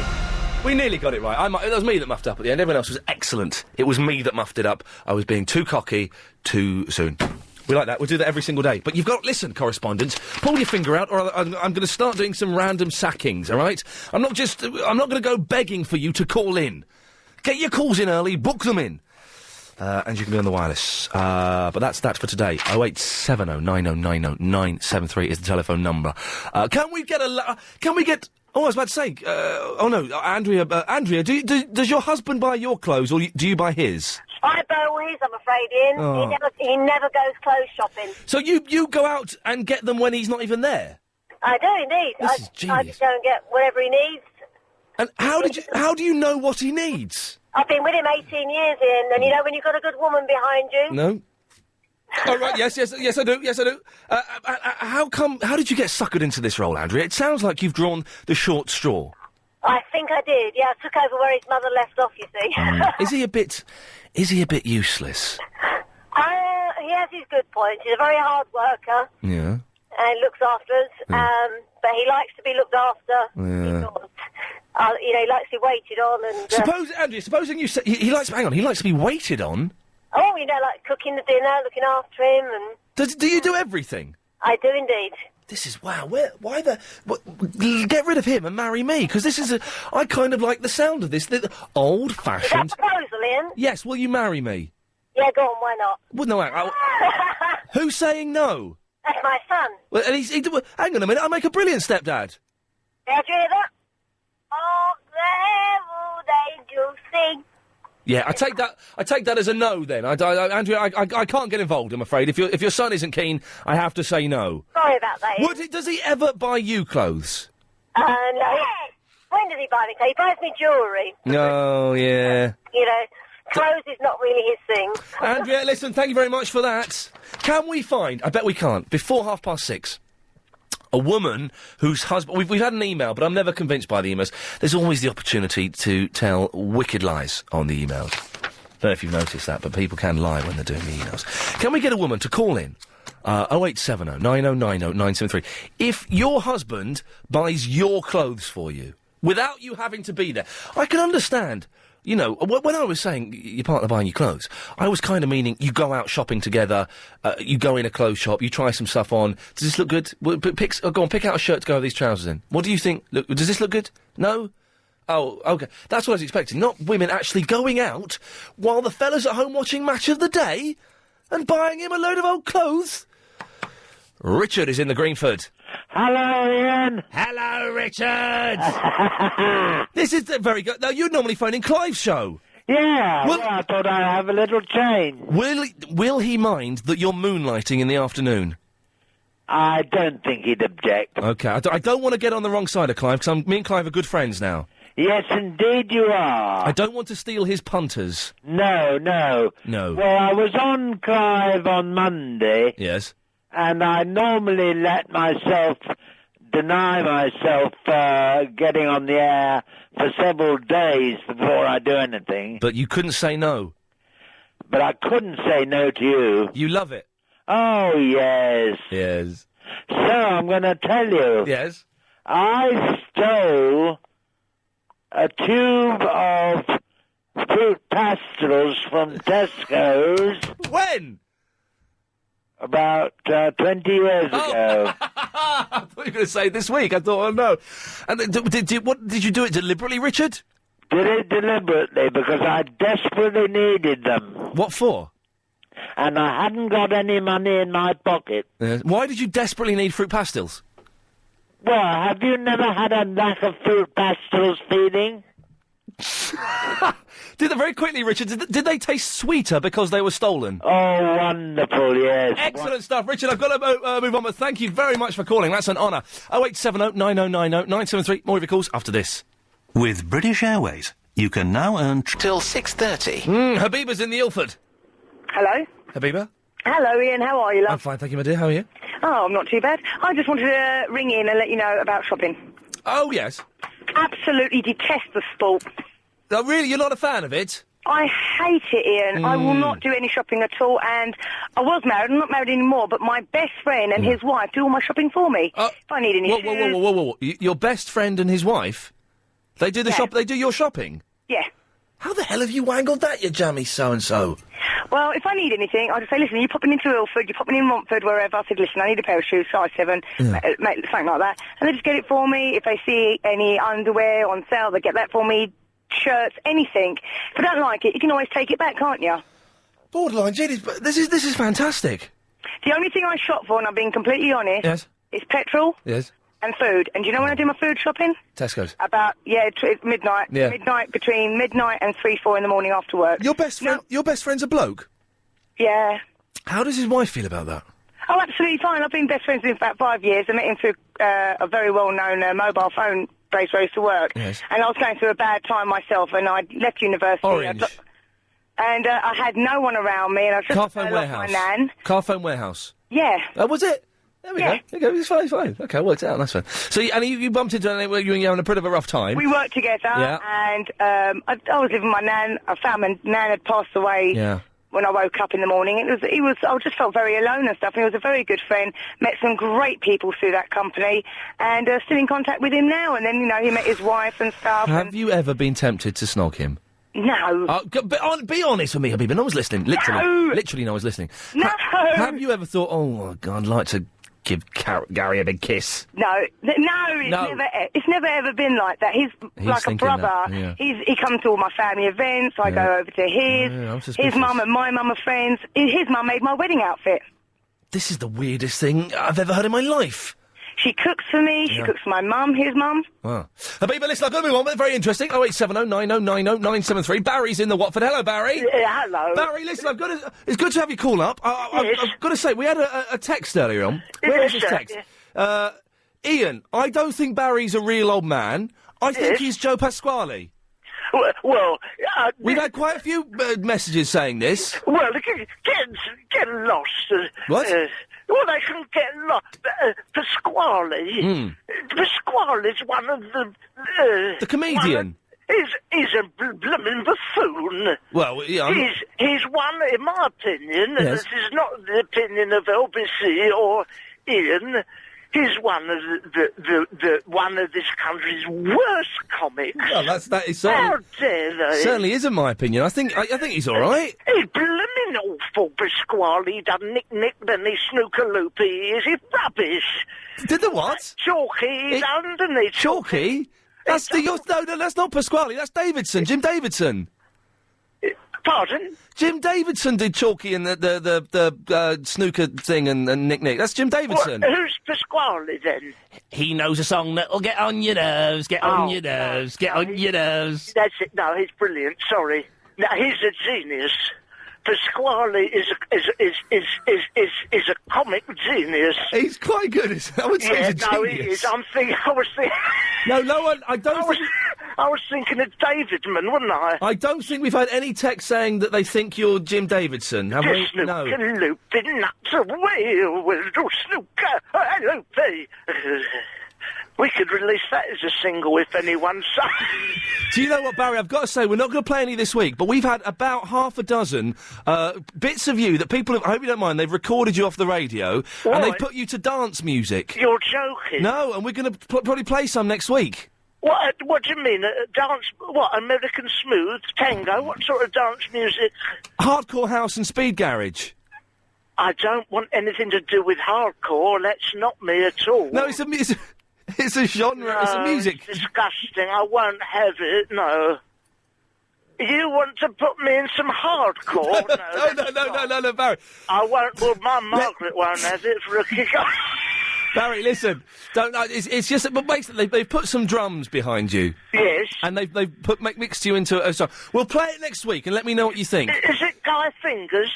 It's Guy Fingers, Guy in the Neaston, yes. Well, it was brilliant, Guy in the Neaston. He's done another one for you. You're joking. No, honestly. Wonderful. I'll tell you what. We'll play his second one on Monday. Well, oh, that's lovely. Thank you. But Barry, God bless you. Barry, I'm not Pasquale and I'm not Jim Davidson. You're definitely not Joe Pasquale. I'm none of these people. I'm not Bless you. Davidson. I'm not Quack Oops Man. I'm nothing. Dave Lee Travis, I think. Dave Lee Travens.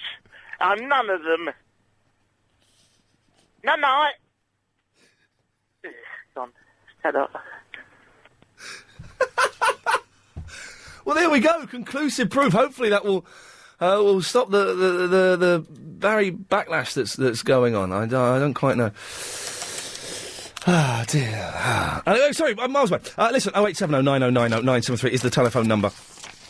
5 minutes before 6 o'clock. At 6 o'clock, we take your calls straight to air. Not necessarily Triple M. You can just avoid having to talk to Chris, who is already putting his coat on, getting ready to go to the football practice.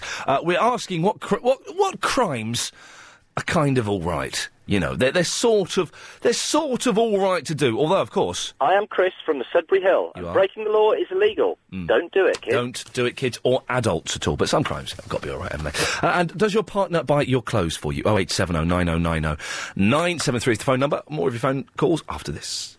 With British Airways, you can now... Hello. Hello.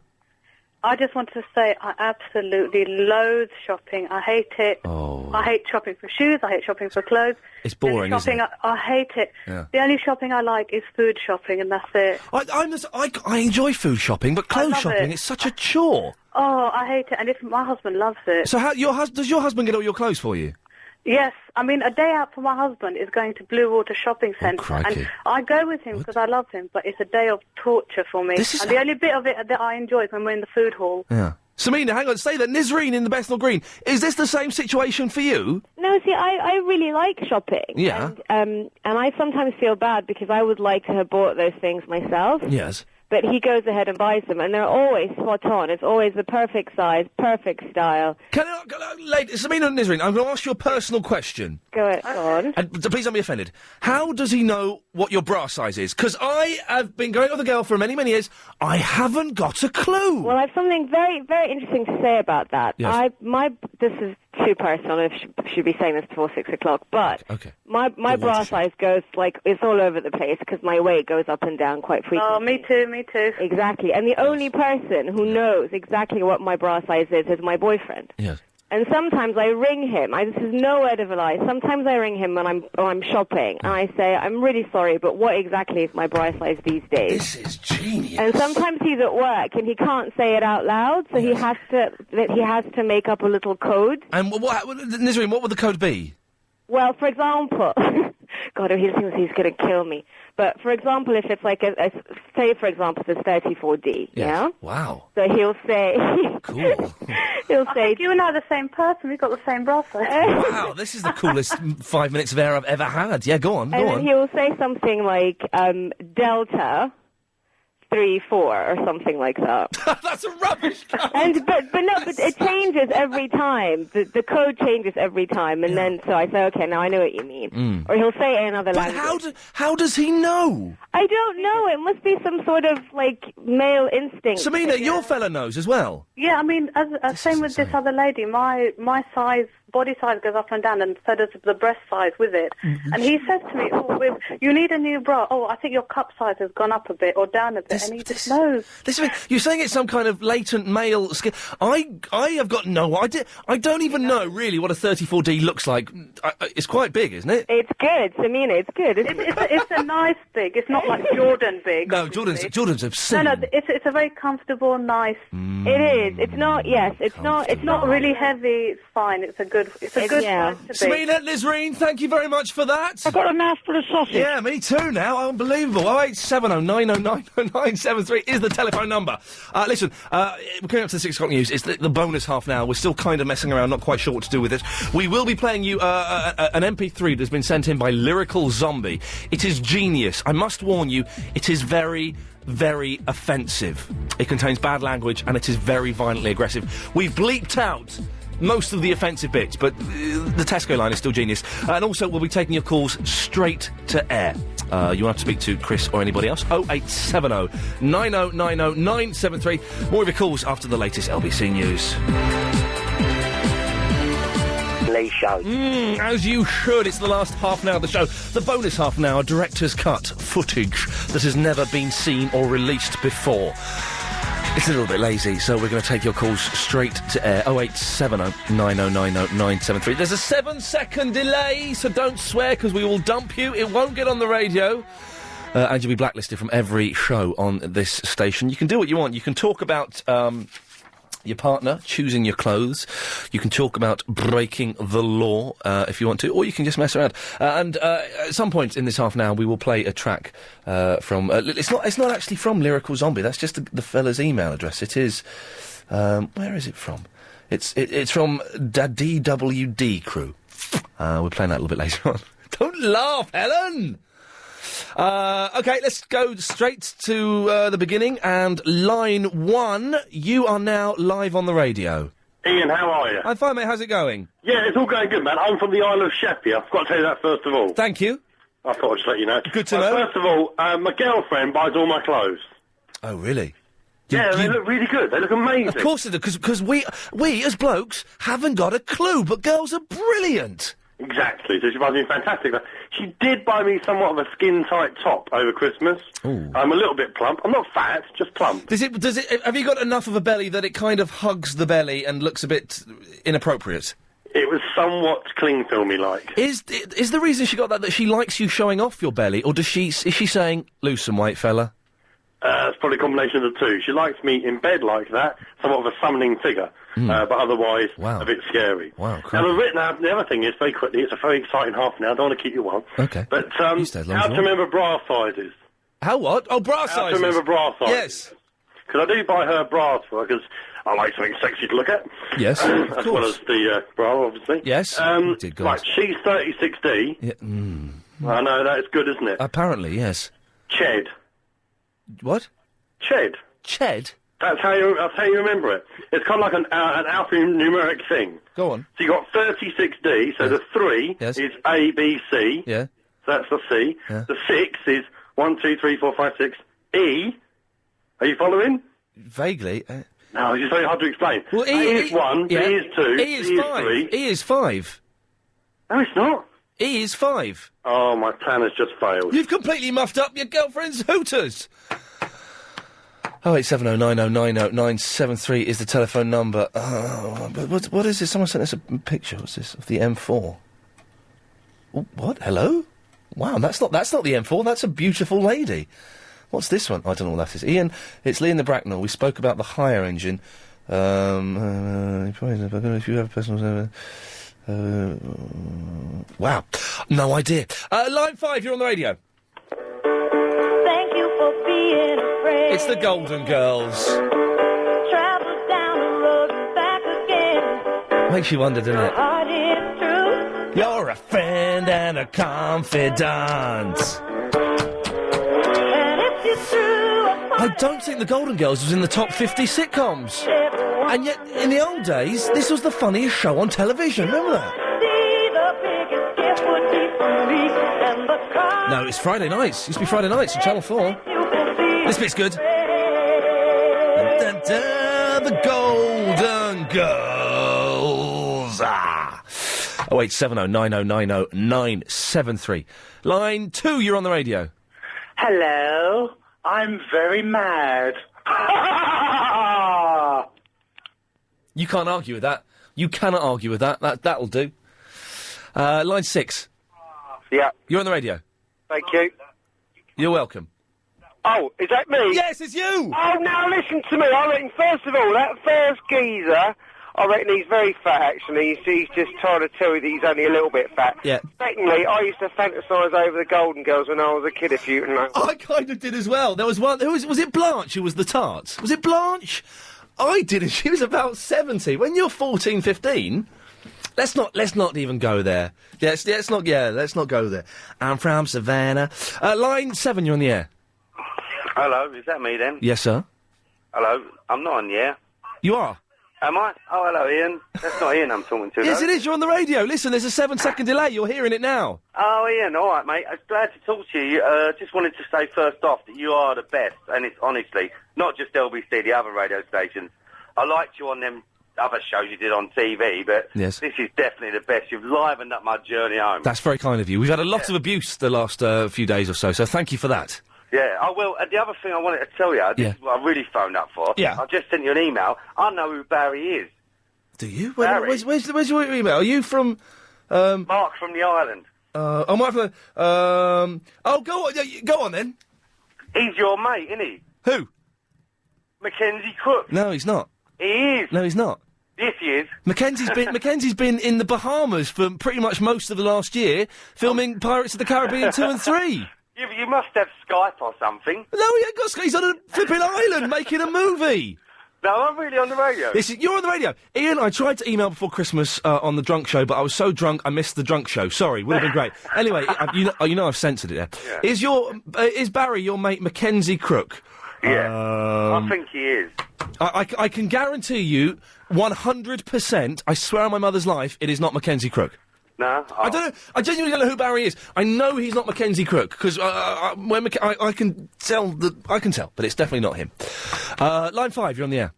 Tisha noc, sveta noc, po nocie spava sve, samo Maria s Josipom bli, divno djetešce pred njima spi, rajski resiga mir, rajski resiga mir. 0870 90 90 973. There's a break now for the news. We'll do some more after that. Excellent stuff. Oh, and after the break, we'll be playing.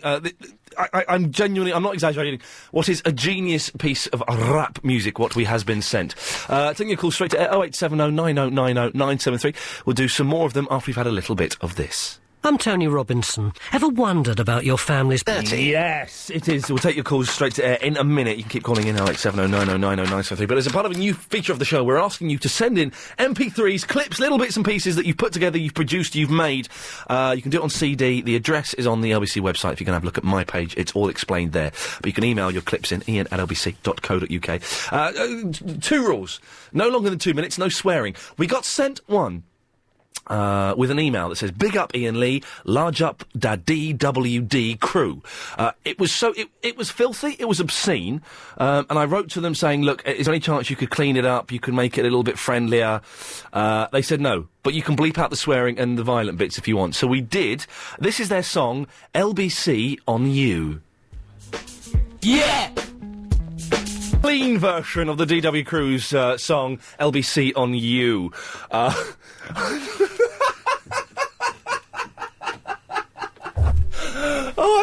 I genuinely think it's genius. I really genuinely think it's genius. Okay, last 8 minutes of the show. Let's take your calls straight to air. Let's go to line 5. Line 5, you're on the radio. Is that you, Ian? Yes, it is. Hey, Ian, it's me, Charles Kennedy. I've got a joke for you. Let's be careful and sensitive. The man's got problems, yes? I will. What's the difference between me and Walt Disney? Well, I like a drink. And Walt Disney, okay. Oh, dear. It's satire. It's satire. Line 2, you are on the radio.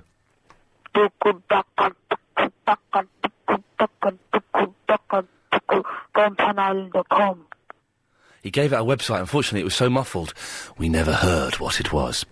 Line 5, you're on the air. Oh, hello, Ian. How are you doing today? Fine, thanks.